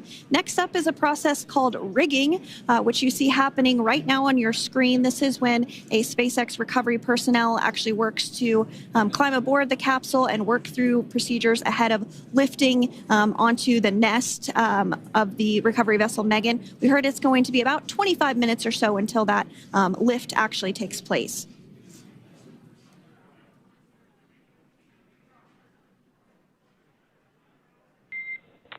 Okay, Freedom, the next call will be from the SpaceX flight surgeon on Dragon to Ground Private. Understand. Thank you. Callouts there indicating that the crew will have the opportunity to do a quick check-in with the SpaceX flight surgeon. This is standard procedure for every Dragon spacecraft when it returns to Earth. It's just an initial check-in, make sure everybody is doing okay. They will also have another check-in with the flight surgeon once they are on board that recovery vessel that you see there in the background. We can now see that SpaceX recovery team member they're on top of the Dragon spacecraft. They are going to be working to install plugs in the Draco thrusters to ensure that none of those, and to ensure that no more hypergolic fumes or vapors come out from the spacecraft. They'll also place harnessing around the spacecraft that are required in order to lift it out of the water. Go ahead, Sandra. Continuing to get some views of the recovery personnel, both the main recovery vessel Megan, as well as some of those fast boats that we've discussed previously. It looks like just a beautiful day there out off the coast of Tallahassee, Florida. Weather was pristine. We were able to get undocked from the International Space Station as expected at 10:05 p.m. Pacific time yesterday evening, and Crew Dragon has since completed steps ahead of its splashdown at 2:57 p.m. Pacific, and we're now stepping through procedures to get Dragon hoisted up onto the Megan recovery vessel and get the crew extracted out of the spacecraft. And you did see some of the parachutes that were near the spacecraft. Upon detection of landing, Dragon automatically releases those main parachutes to prevent wind from pulling the spacecraft. Dragon then automatically safes any pyrotechnics that may still be present on the vehicle and may automatically perform additional minor system reconfigurations. The astronauts will remain seated and in their suits at this point, but the onboard air conditioning keeps things temperature controlled inside the spacecraft so the crew remains comfortable, and the communication systems. Freedom, SpaceX, ComCheck. SpaceX, this is Freedom. We have loud and clear. Copy that, Freedom. Have you loud and clear as well, and Dragon to Ground is no longer private. Understand, thank you. As we saw there on the screen, we have a couple of fast boats in the recovery fleet that have quickly moved into the splashdown location. They are being followed by one of the main recovery vessels, which will move into position upwind of the spacecraft. The two fast boats have very specific roles. Excuse me. The first approach is focused on immediate safety inspection, as we saw. They do this for spacecraft integrity and checking for any presence of those hypergolic propellant vapors. And this ensures that it is safe for the recovery vessel to approach Dragon. Once Dragon is cleared for full approach, as we heard is the case today, the team begins rigging the spacecraft for water recovery by the recovery ship. The second fast boat is responsible for parachute recovery and also serves as a redundant boat to the first one that makes the initial approach to the Dragon spacecraft. As we saw a little bit earlier, we were also able to see one of the recovery team members get on a jet ski to help gather up the parachutes that were automatically detached from the Dragon spacecraft upon splashdown. And it will take a little over 10 minutes for the recovery crew to complete their safety checks. Once they complete, the team will begin preparing Dragon to be lifted. And as you see, they are preparing for that to take place at this point. As part of the preparation for this lift, one member of the recovery team has climbed on top of the spacecraft already so they can attach Dragon's hoist rings and connect to the lifting lines. It will take us less than an hour to raise Dragon to the recovery boat and remove the crew from the spacecraft. After medical checkouts, the crew will return to land within 4 hours by helicopter. And if no additional medical assistance is needed, the crew will board a waiting NASA plane and depart for Houston.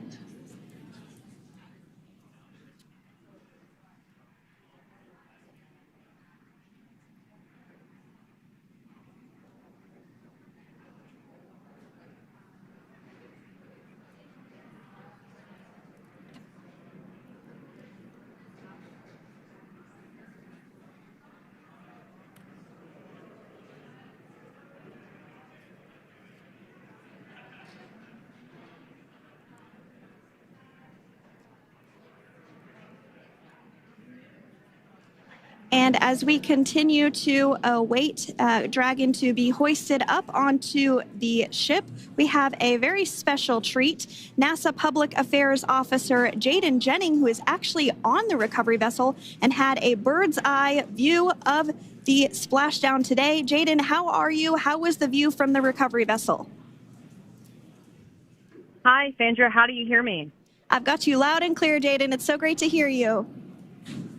Awesome. So Splashdown, Sandra, was nothing short of be advised. spectacular. We are transitioning the forward link. Comm will be unavailable for approximately 5 minutes. Freedom compass.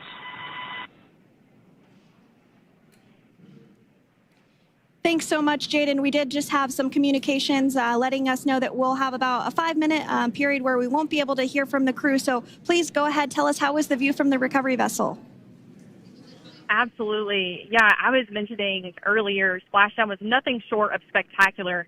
And we were stationed about 1.5 nautical miles away from the splashdown zone and had great visuals here on the recovery vessel Megan.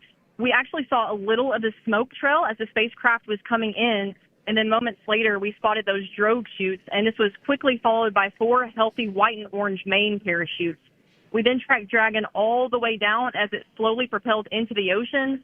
And I think I speak for all of us on the ship when I say a new core memory was made today, and we are looking forward to having Crew 9 on board with us a little later. Jaden, that is amazing. Now, obviously, we are watching it here on camera, and the landing conditions look pretty good, but how was it from your perspective? What is the sea state out there? Absolutely. Absolutely. So we've had optimal conditions for Splashdown, and today it is sunny and 63 degrees outside right now with clear skies, light winds, and calm seas. The sea looks absolutely beautiful right now, and light blue with the sun reflecting from it. And, Kay, I think the crew's going to like what they feel weather-wise on this picture-perfect day for Splashdown off the coast of Tallahassee. Thanks so much, Jaden. It certainly looks like a beautiful day. Can you tell us a little bit about the journey of the recovery forces to get to this point? Sure. So one unique aspect of this recovery was the onboard training on station conducted for Butch and Sunny to ensure they were ready to return on a Dragon spacecraft.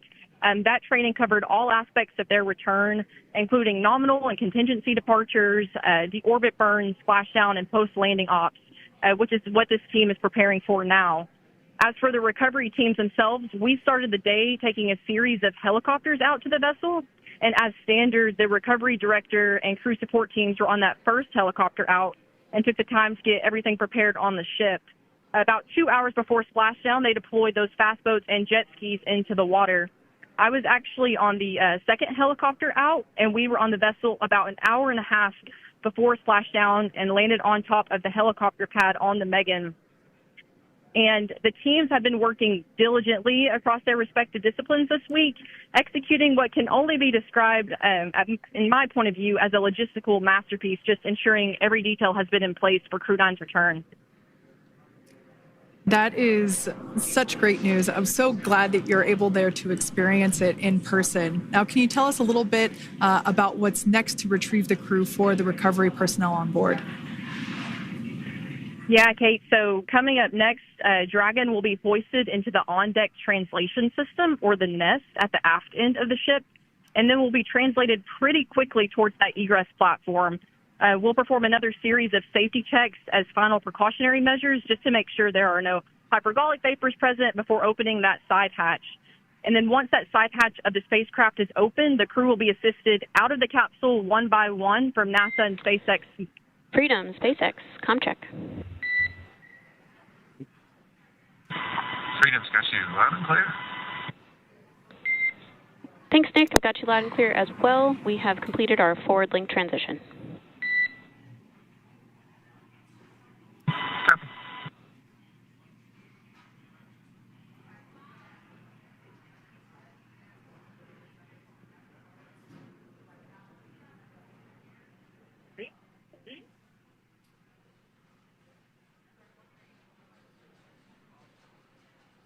And Jaden, if you did just want to go ahead and let us know what is next to retrieve the crew, we are continuing to get some great views on our screen, but I know you have an even better view yourself.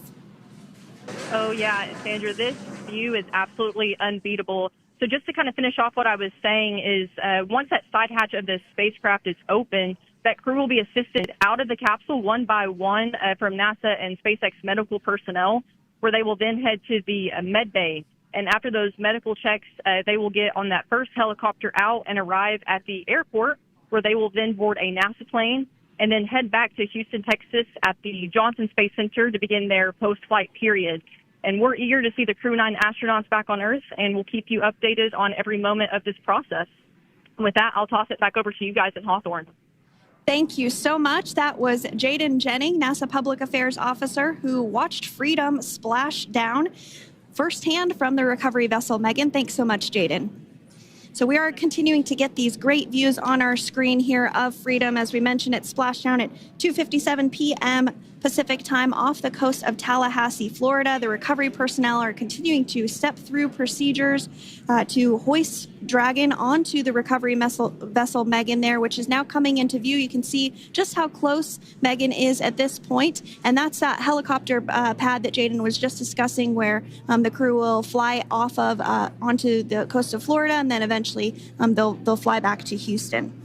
Just underneath that helicopter pad is that translation deck where we will see the nest once it is loaded up with the Dragon spacecraft on board. The nest will be translated to the forward end of the recovery vessel, and that is where our Crew 9 team members will egress from the Dragon spacecraft. Now, here on your screen, we can see dolphins, actually, who want to come and play with Dragon. Now, one of the fast boats there in place, working to assist the recovery team member. It's incredible. I just love these views. We really see them even better in daytime, but just seeing the recovery team work in tandem to step through each step, to step through each operation. Obviously they're getting quick assists from the honorary part of the recovery team, those dolphins in the water there. Now, the recovery team member that is crawling around the Dragon spacecraft. Earlier, we saw a view where it was like a spider monkey pose. We can see that individual now standing in the bucket where the main parachutes were stored while Dragon was on orbit. Obviously, those main parachutes were utilized for splashdown today. They were deployed and cut from the Dragon capsule, and one of the other fast boats of the recovery team working to pull those out of the water. Now, the recovery team member that is there working on top of the Dragon capsule, earlier we saw that person performing safety checks. Now we can see some harnessing being placed around the capsule. This harnessing is what will be used to lift the Dragon capsule out of the water and onto the recovery vessel. Wow, we got a cute little pod of dolphins. It wasn't just one or two. I mean, that water just looks beautiful. We had ideal splashdown parameters today. Obviously, wave height, ne'er a concern. The weather is beautiful, as Jaden mentioned, in the 60s, sunny. Looking forward to seeing Crew 9 exit the capsule here shortly once they get hoisted onto the recovery vessel Megan. We can see that recovery vessel slowly but surely closing the distance there between, dolphin cam back again. We can see that the Dragon capsule and the recovery vessel, that distance is closing. Again, this is just one more step as we continue to work recovery operations for Dragon Freedom. And we anticipate the lift of the Dragon capsule to occur here in just a few minutes. Now, once all of the rigging is on the capsule and it's hooked up to the recovery vessel, we will see the hydraulic arm, which is that kind of like bridge-like structure there at the aft end of the recovery vessel. We'll see that articulate backwards, and that's a good sign that we're getting even closer to pulling the capsule out of the water. It will then move forward, and the capsule will be placed inside of what you can see there is basically a basket. We call it the nest, Dragon nest, that's where the capsule will be placed in order for it to be translated to the forward end of the vessel and for the astronauts to egress. And before that does take place, we'll have potentially views of the rigger go ahead and jump off of the spacecraft there. That typically occurs when the spacecraft is a little bit closer to the recovery vessel, and we usually get a really good view of that particular operation from one of the onboard cameras from the recovery vessel. That is an operation that I have a lot of respect and admiration for, that individual that does that.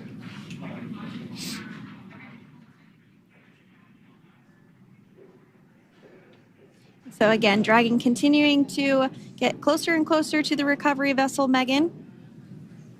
You see some of those ropes now coming into view as well.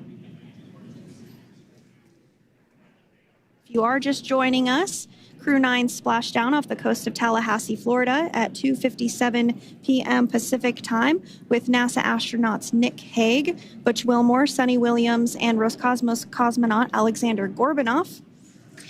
They're now working through procedures to hoist this spacecraft up onto the recovery vessel Megan. We just saw that hydraulic arm get lowered into the lifting position. That arm will be the mechanism that is utilized to lift Dragon up and out of the water and into the nest located there at the aft end of the recovery vessel. And the recovery vessel being used today is, as we mentioned multiple times, is named Megan, but that's actually after NASA astronaut Megan McArthur, who flew on Crew 2 a couple of years ago.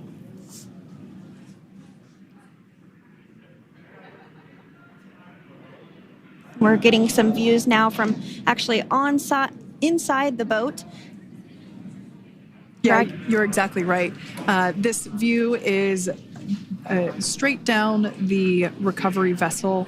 That platform that was closest to the camera, that is the egress platform. Freedom. Rigging is almost complete. Approximately 5 minutes until capsule lift. Great news there from SpaceX Core.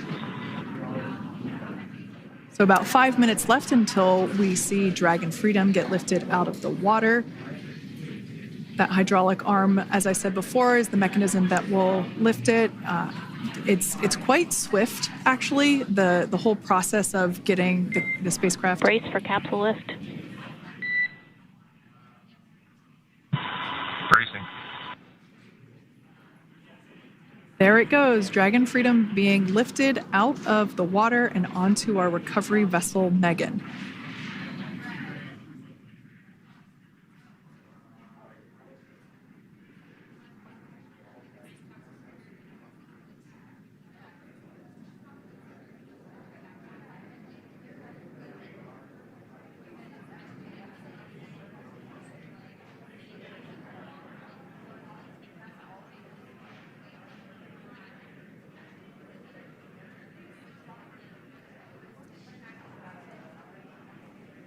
So once securely on... Welcome aboard the recovery vessel. Recovery personnel are completing final checks and stand by for translation to the egress platform. Freedom copies. Great news there, letting us know that Dragon Freedom has been successfully recovered from the water's surface. If you've just joined us, we had an on-time splashdown at 5:57 p.m. Eastern Time, and we can now see that the water recovery operations are continuing to progress. The nest where the Dragon spacecraft is located is going to get moved forward. This will happen after one of the recovery crew members does some checks, and we'll also see some hosing. Obviously, the spacecraft splashed down in salt water. Salt water is corrosive, and we want to try and rinse out as much of the salt water as possible to reduce that corrosion on the metallic structures. So we can see some guidance there being provided, really steering the spacecraft properly into the Dragon's nest. And it's been 30 minutes since Dragon splashed down, and as you can see there, the spacecraft is already on board the recovery vessel Megan. Things continuing to move very smoothly today throughout the entire operations from the deorbit burn up until this point as well. And Freedom, it looks like the positioning wasn't quite right, so they are working on repositioning the capsule in the nest now. Okay, copy that. Thanks. And with that, the team is just going to adjust the Dragon spacecraft a bit so that it's in the right position ahead of translating up a little bit closer ahead of the side hatch. So the team is now going to step through the procedures to ensure that that takes place. While Dragon does fly itself autonomously, it clearly is unable to park itself autonomously. We want to make sure that the Dragon capsule is properly seated there in that nest.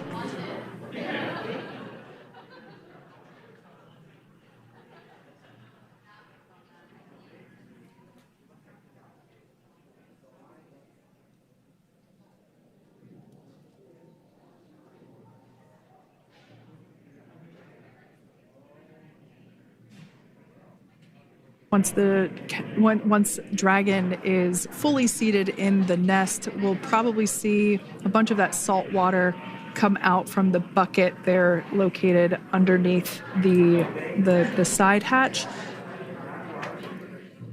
See some salt water splash out. As I mentioned before, one of the recovery team members will begin hosing down the exterior of the spacecraft.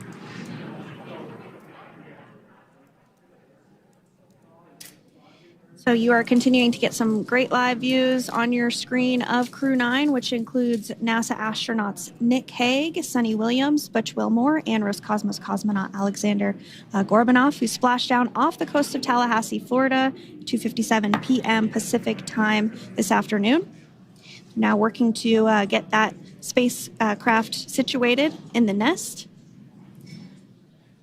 Just making some final adjustments and tweaks to ensure that it's nice and secure.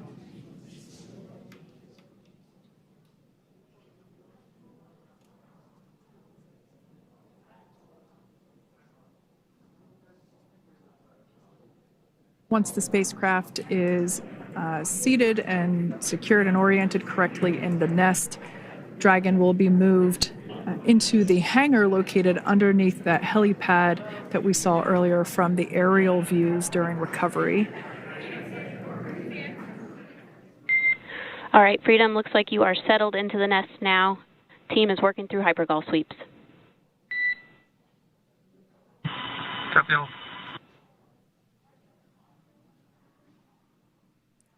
Call out there telling us that the recovery team is doing the second round of those hypergolic sweeps. This helps ensure that everyone, all the recovery team members that are located basically right where this camera is located on, towards the forward end of the recovery vessel, that they will all be safe once the spacecraft is translated forward. So we're just doing some additional steps to make sure that the hypergolic propellant that is utilized for maneuvering the Dragon capsule while on orbit, making sure that none of those vapors are still present on the exterior of the capsule. That's right. And there are a variety of individuals on board the boat that help with recovery operations. Not only do we have the recovery personnel that you see here, but we also have a doctor that will check out the crew members as standard procedure. As with any spacecraft that is returning from space, we always perform a medical check with the crew. So you will see the crew come out of the capsule and be placed on stretchers, just like with the Soyuz landing and with all of our Dragon splashdowns, that is the nominal procedure.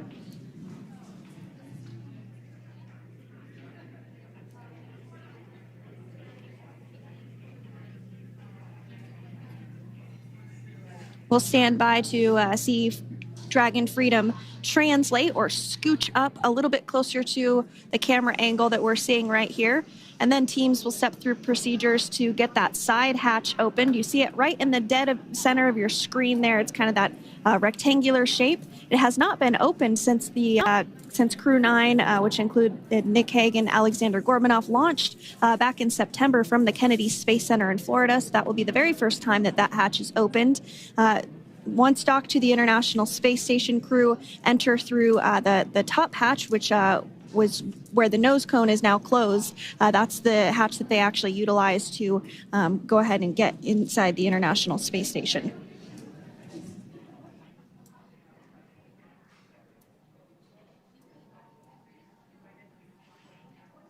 So as we get a little closer to that hatch opening procedure, you might start to see more individuals come into frame for some of that support. The ship has a maximum capacity of a little over 40 people on board, and it takes a variety of different roles, as we've discussed, to support. Also on board is the chief of the astronaut office for NASA, that's Joe Acaba.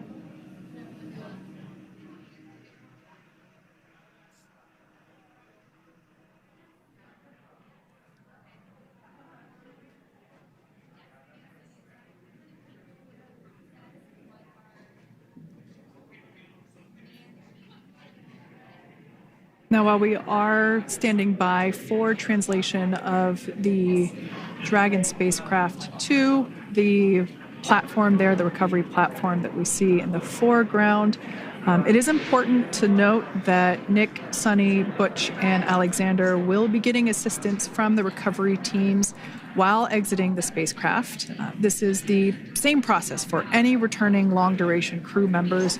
As you could imagine, returning to a gravity environment can wreak havoc on our vestibular system, which is responsible for maintaining balance and motion.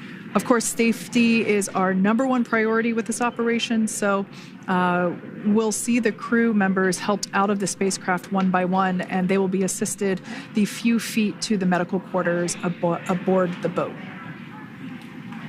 And on board Dragon are three veterans space flyers. That includes Nick Hague, the commander, as well as Butch Wilmore and Sonny Williams. Alexander Gorbanov is completing his very first space flight on this mission, and he completed 171 days in space along with Nick Hague.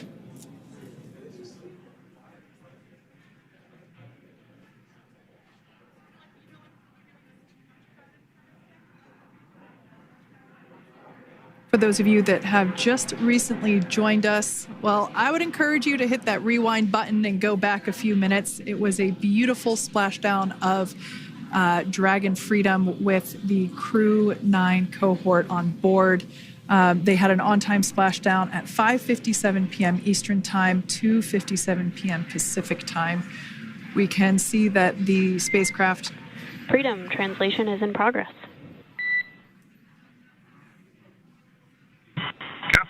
And seal it. We can see that spacecraft was successfully recovered from the ocean surface and is now being washed with fresh water, as obviously they splashed down in salt water. So we're trying to rinse off as much of that salt water as possible. And we can see the spacecraft continuing to move closer and closer to that recovery deck. Freedom, the crew is working on side hatch opening now. expect hatch open in about 2 minutes. Okay, copy that. And Kira, just wanted to say that you guys, you and the team did an awesome job, both uphill and downhill. Just really, really impressed. Thank you. Thanks, Nick. It's been an honor. This is a pretty exciting moment coming up. We are working to open the side hatch. One thing that may not be obvious from, just looking at the spacecraft here is that this side hatch that we're about to open, the last time it was open was when this spacecraft was at the launch pad. This side hatch is what is used for initial capsule ingress and final capsule egress, but all comings and goings from the spacecraft while it is on board the space station are from the forward hatch, which is located at the top of the spacecraft under that nose cone. So this is a pretty exciting moment because it will be the crew's first breath of fresh air since boarding their ships at the start of their journeys last year. And the very first person that will have the opportunity to say hello to the crew once that hatch is open is a SpaceX medical recovery personnel representative. Then we'll see procedures take place to remove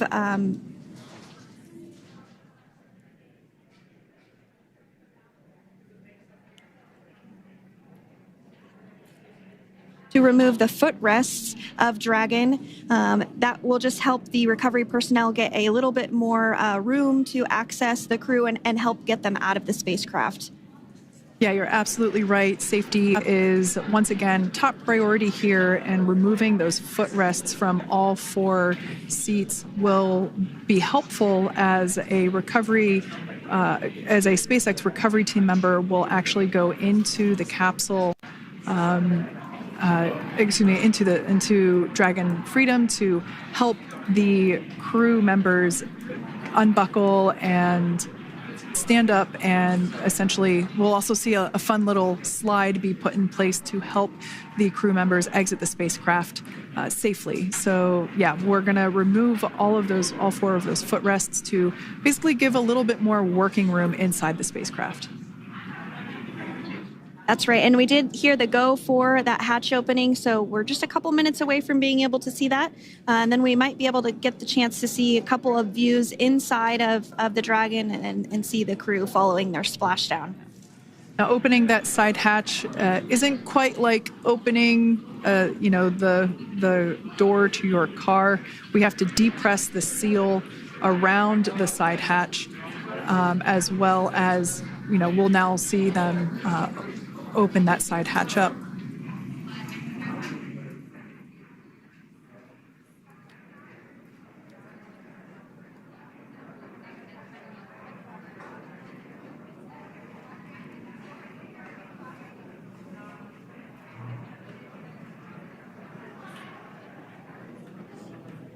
And there you have it. The side hatch is open for the first time since September.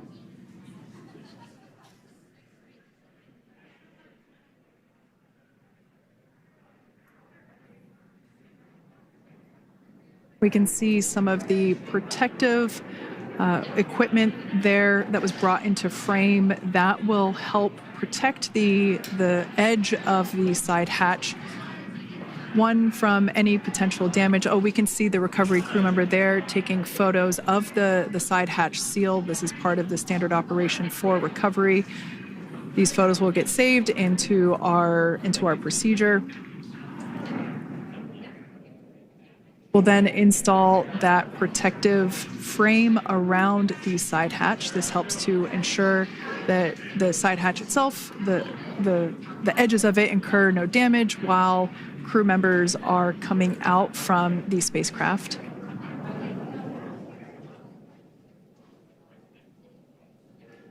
If you missed it, there was also a recovery team member that went inside. So there are now 5 people on board the Dragon spacecraft.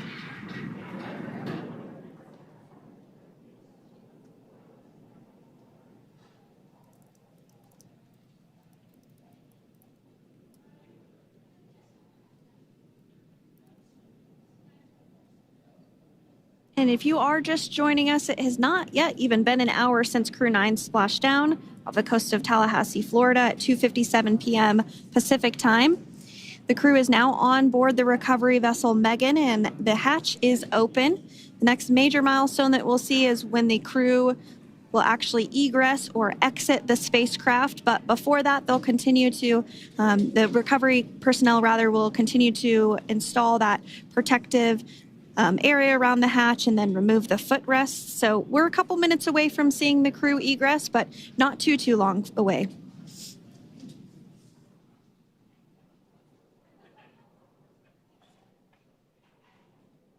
We'll probably see those footrests being handed out here in the near future, as I mentioned before. Oh, of course, we got to get a well-documented photo of the moment. Although we can't see it from here, I'm pretty sure there are 4 smiles on board right now. And we did hear that report out from the commander, Nick Hague, following Splashdown, that there were four smiles as far as he could see. Yeah, capsule full of grins. Now, generally speaking... And there we do see Crew 9, some happy waves, smiles all around back on Earth.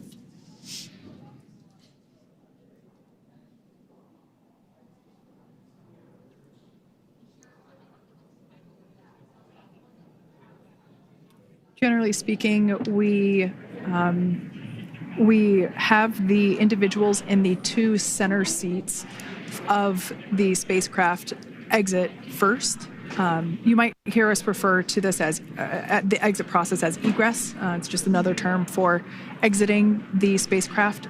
Generally speaking, we most of the time have the 2 center seats egress first, as it makes moving around inside the capsule a little bit easier.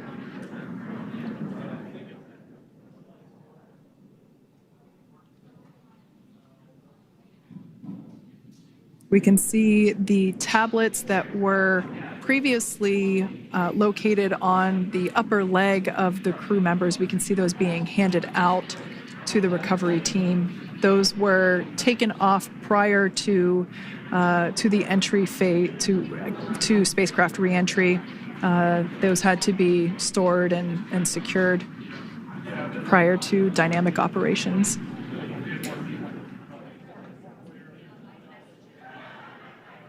It looks like we are starting to see the footrests also be removed. I just saw one there on the screen. There are 4, of course, 1 for each crew member.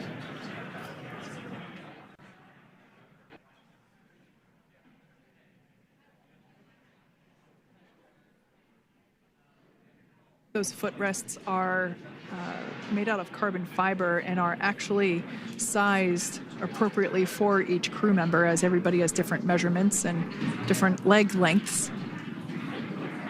Same goes for the armrests and the bucket length of each seat. We size those appropriately for the crew members and to ensure their comfort and safety. I believe we just saw the little ramp that is used to help slide the crew members out from inside the spacecraft. And once the crew does exit Dragon Freedom, they will be placed on to a stretcher to go to a medical bay for medical checkouts. This is standard procedure for all Dragon spacecraft flights that Splashdown crewed, as well as for our Soyuz spacecraft that land in Kazakhstan.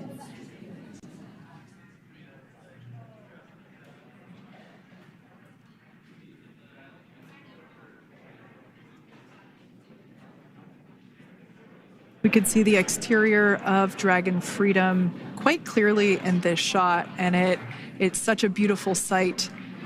I personally prefer the capsule when it has some of that charring from atmospheric reentry. It is the signature sign of a capsule that has returned to Earth.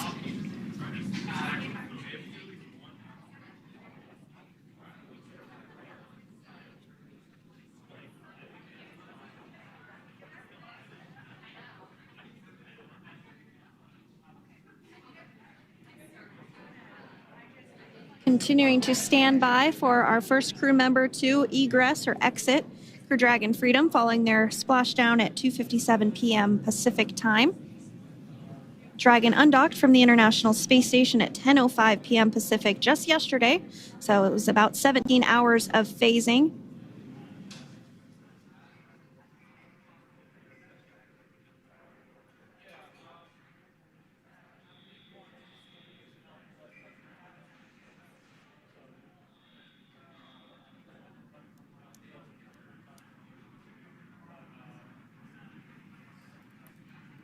And while on board the International Space Station, Crew 9 contributed to 900 hours of science, over 150 research experiments and investigations, making great use of the microgravity lab of the International Space Station, which celebrates 25 years of continuous human presence this November.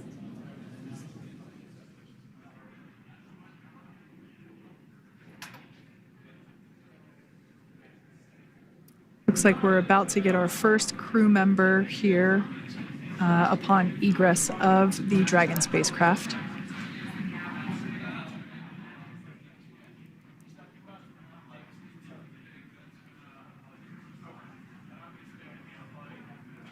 So we are standing by for that egress. Outside of Dragon, you do see one of those stretchers. This is the expected procedure as the crew will be taken to medical facilities following their exit from Dragon.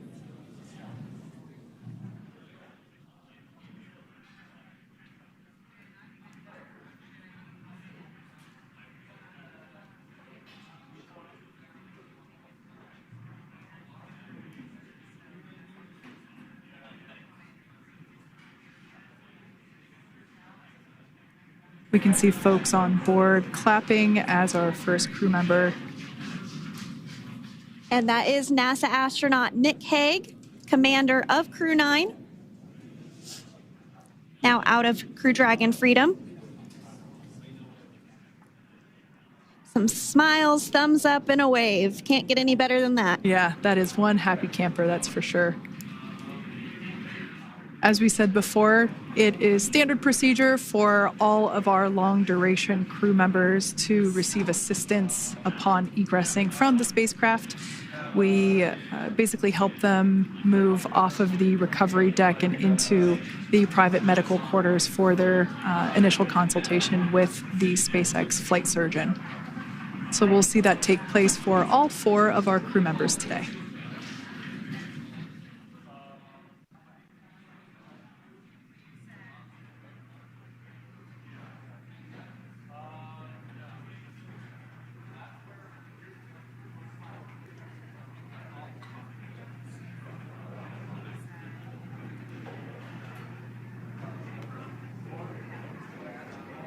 And we are standing by for the next crew member to exit Freedom.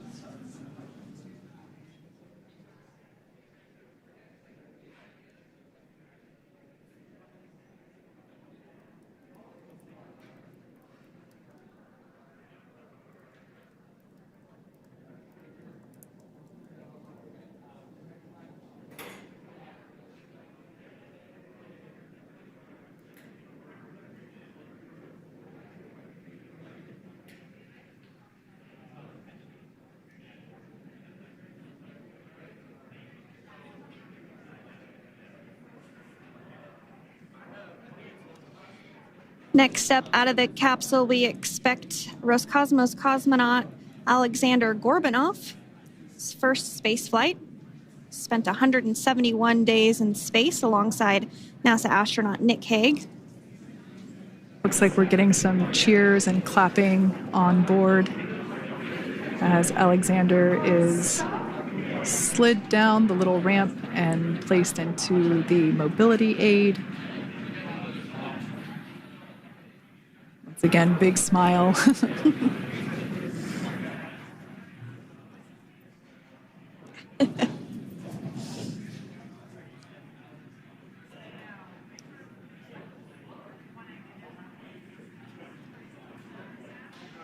Now, the 2 crew members remaining in Dragon are NASA astronauts Sunny Williams and Butch Wilmore.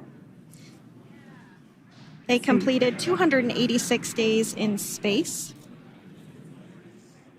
One of the remaining footrests being removed from the Dragon spacecraft.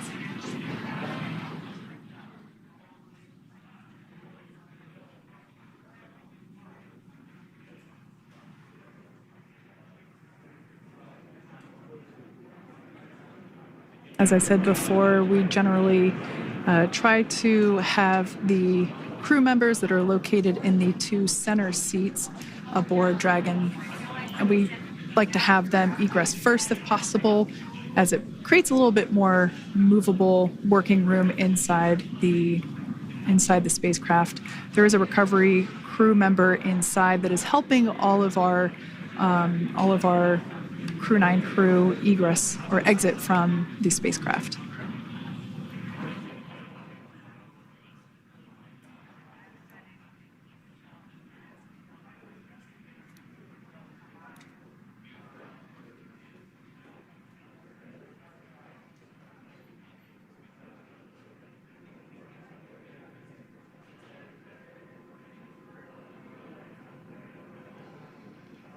We are standing by for the next crew member to egress or exit Crew Dragon Freedom following the splashdown not even an hour ago at 2:57 p.m. Pacific time.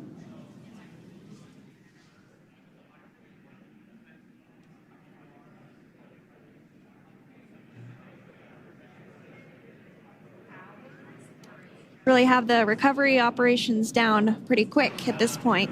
Yeah, it's pretty incredible to think that, just 5 years ago when we were doing the initial demonstration missions of the Dragon for Crew Dragon, that now we're under about 30 minutes for, to retrieve the spacecraft from the water, and just several minutes here while it's been on board and to get everyone, really to get that side hatch open.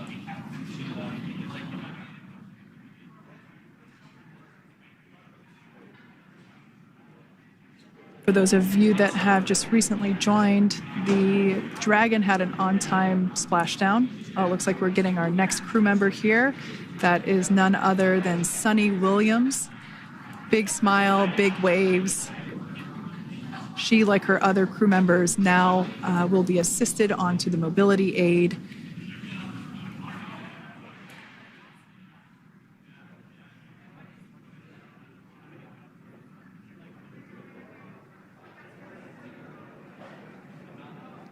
There we have it, some waves, some thumbs up, and some smiles.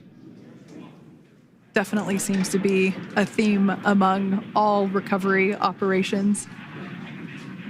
Absolutely. And of course, that leaves NASA astronaut Butch Wilmore inside Dragon in seat 4.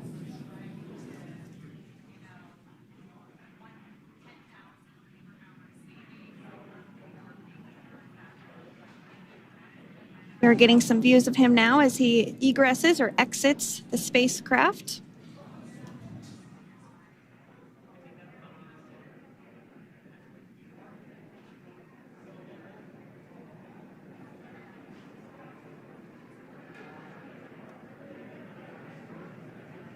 Once again, some elation and cheers there from Butch Wilmore.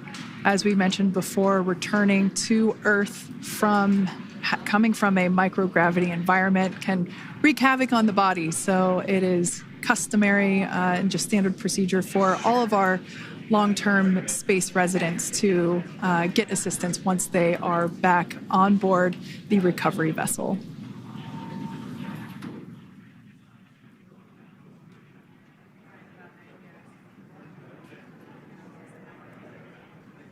Well, now that Nick, Butch, Sunny, and Alexander are safely back home on Earth and getting checked out by the NASA medical team, we're going to wrap up our live coverage of their return. The Crew 9 mission began a little differently than usual since Butch Wilmore and Sunny Williams were already aboard the space station when Nick Hague and Alexander Gorbanoff arrived on the Crew 9 spacecraft in September. Having arrived as the crew flight test crew for Starliner, Wilmore and Williams were fully incorporated into the space station's Expedition 72 team and began research and other work aboard the station along with the other crew members. Williams commanded the orbiting laboratory for much of the expedition. After a successful liftoff and separation from Falcon 9, Nick and Alexander made a short flight on board Dragon to the International Space Station. Veterans of long-duration space station missions, both Williams and Wilmore conducted spacewalks during their 9 months in space. Like all crews on the station, Crew 9 had the ability to leave at any point had there been an emergency. With their full-duration mission coming to an end, the crew began packing up their personal items for their return to Earth about a week ago and worked through tasks and shared lessons learned with Crew 10 teams as they arrived a few days ago.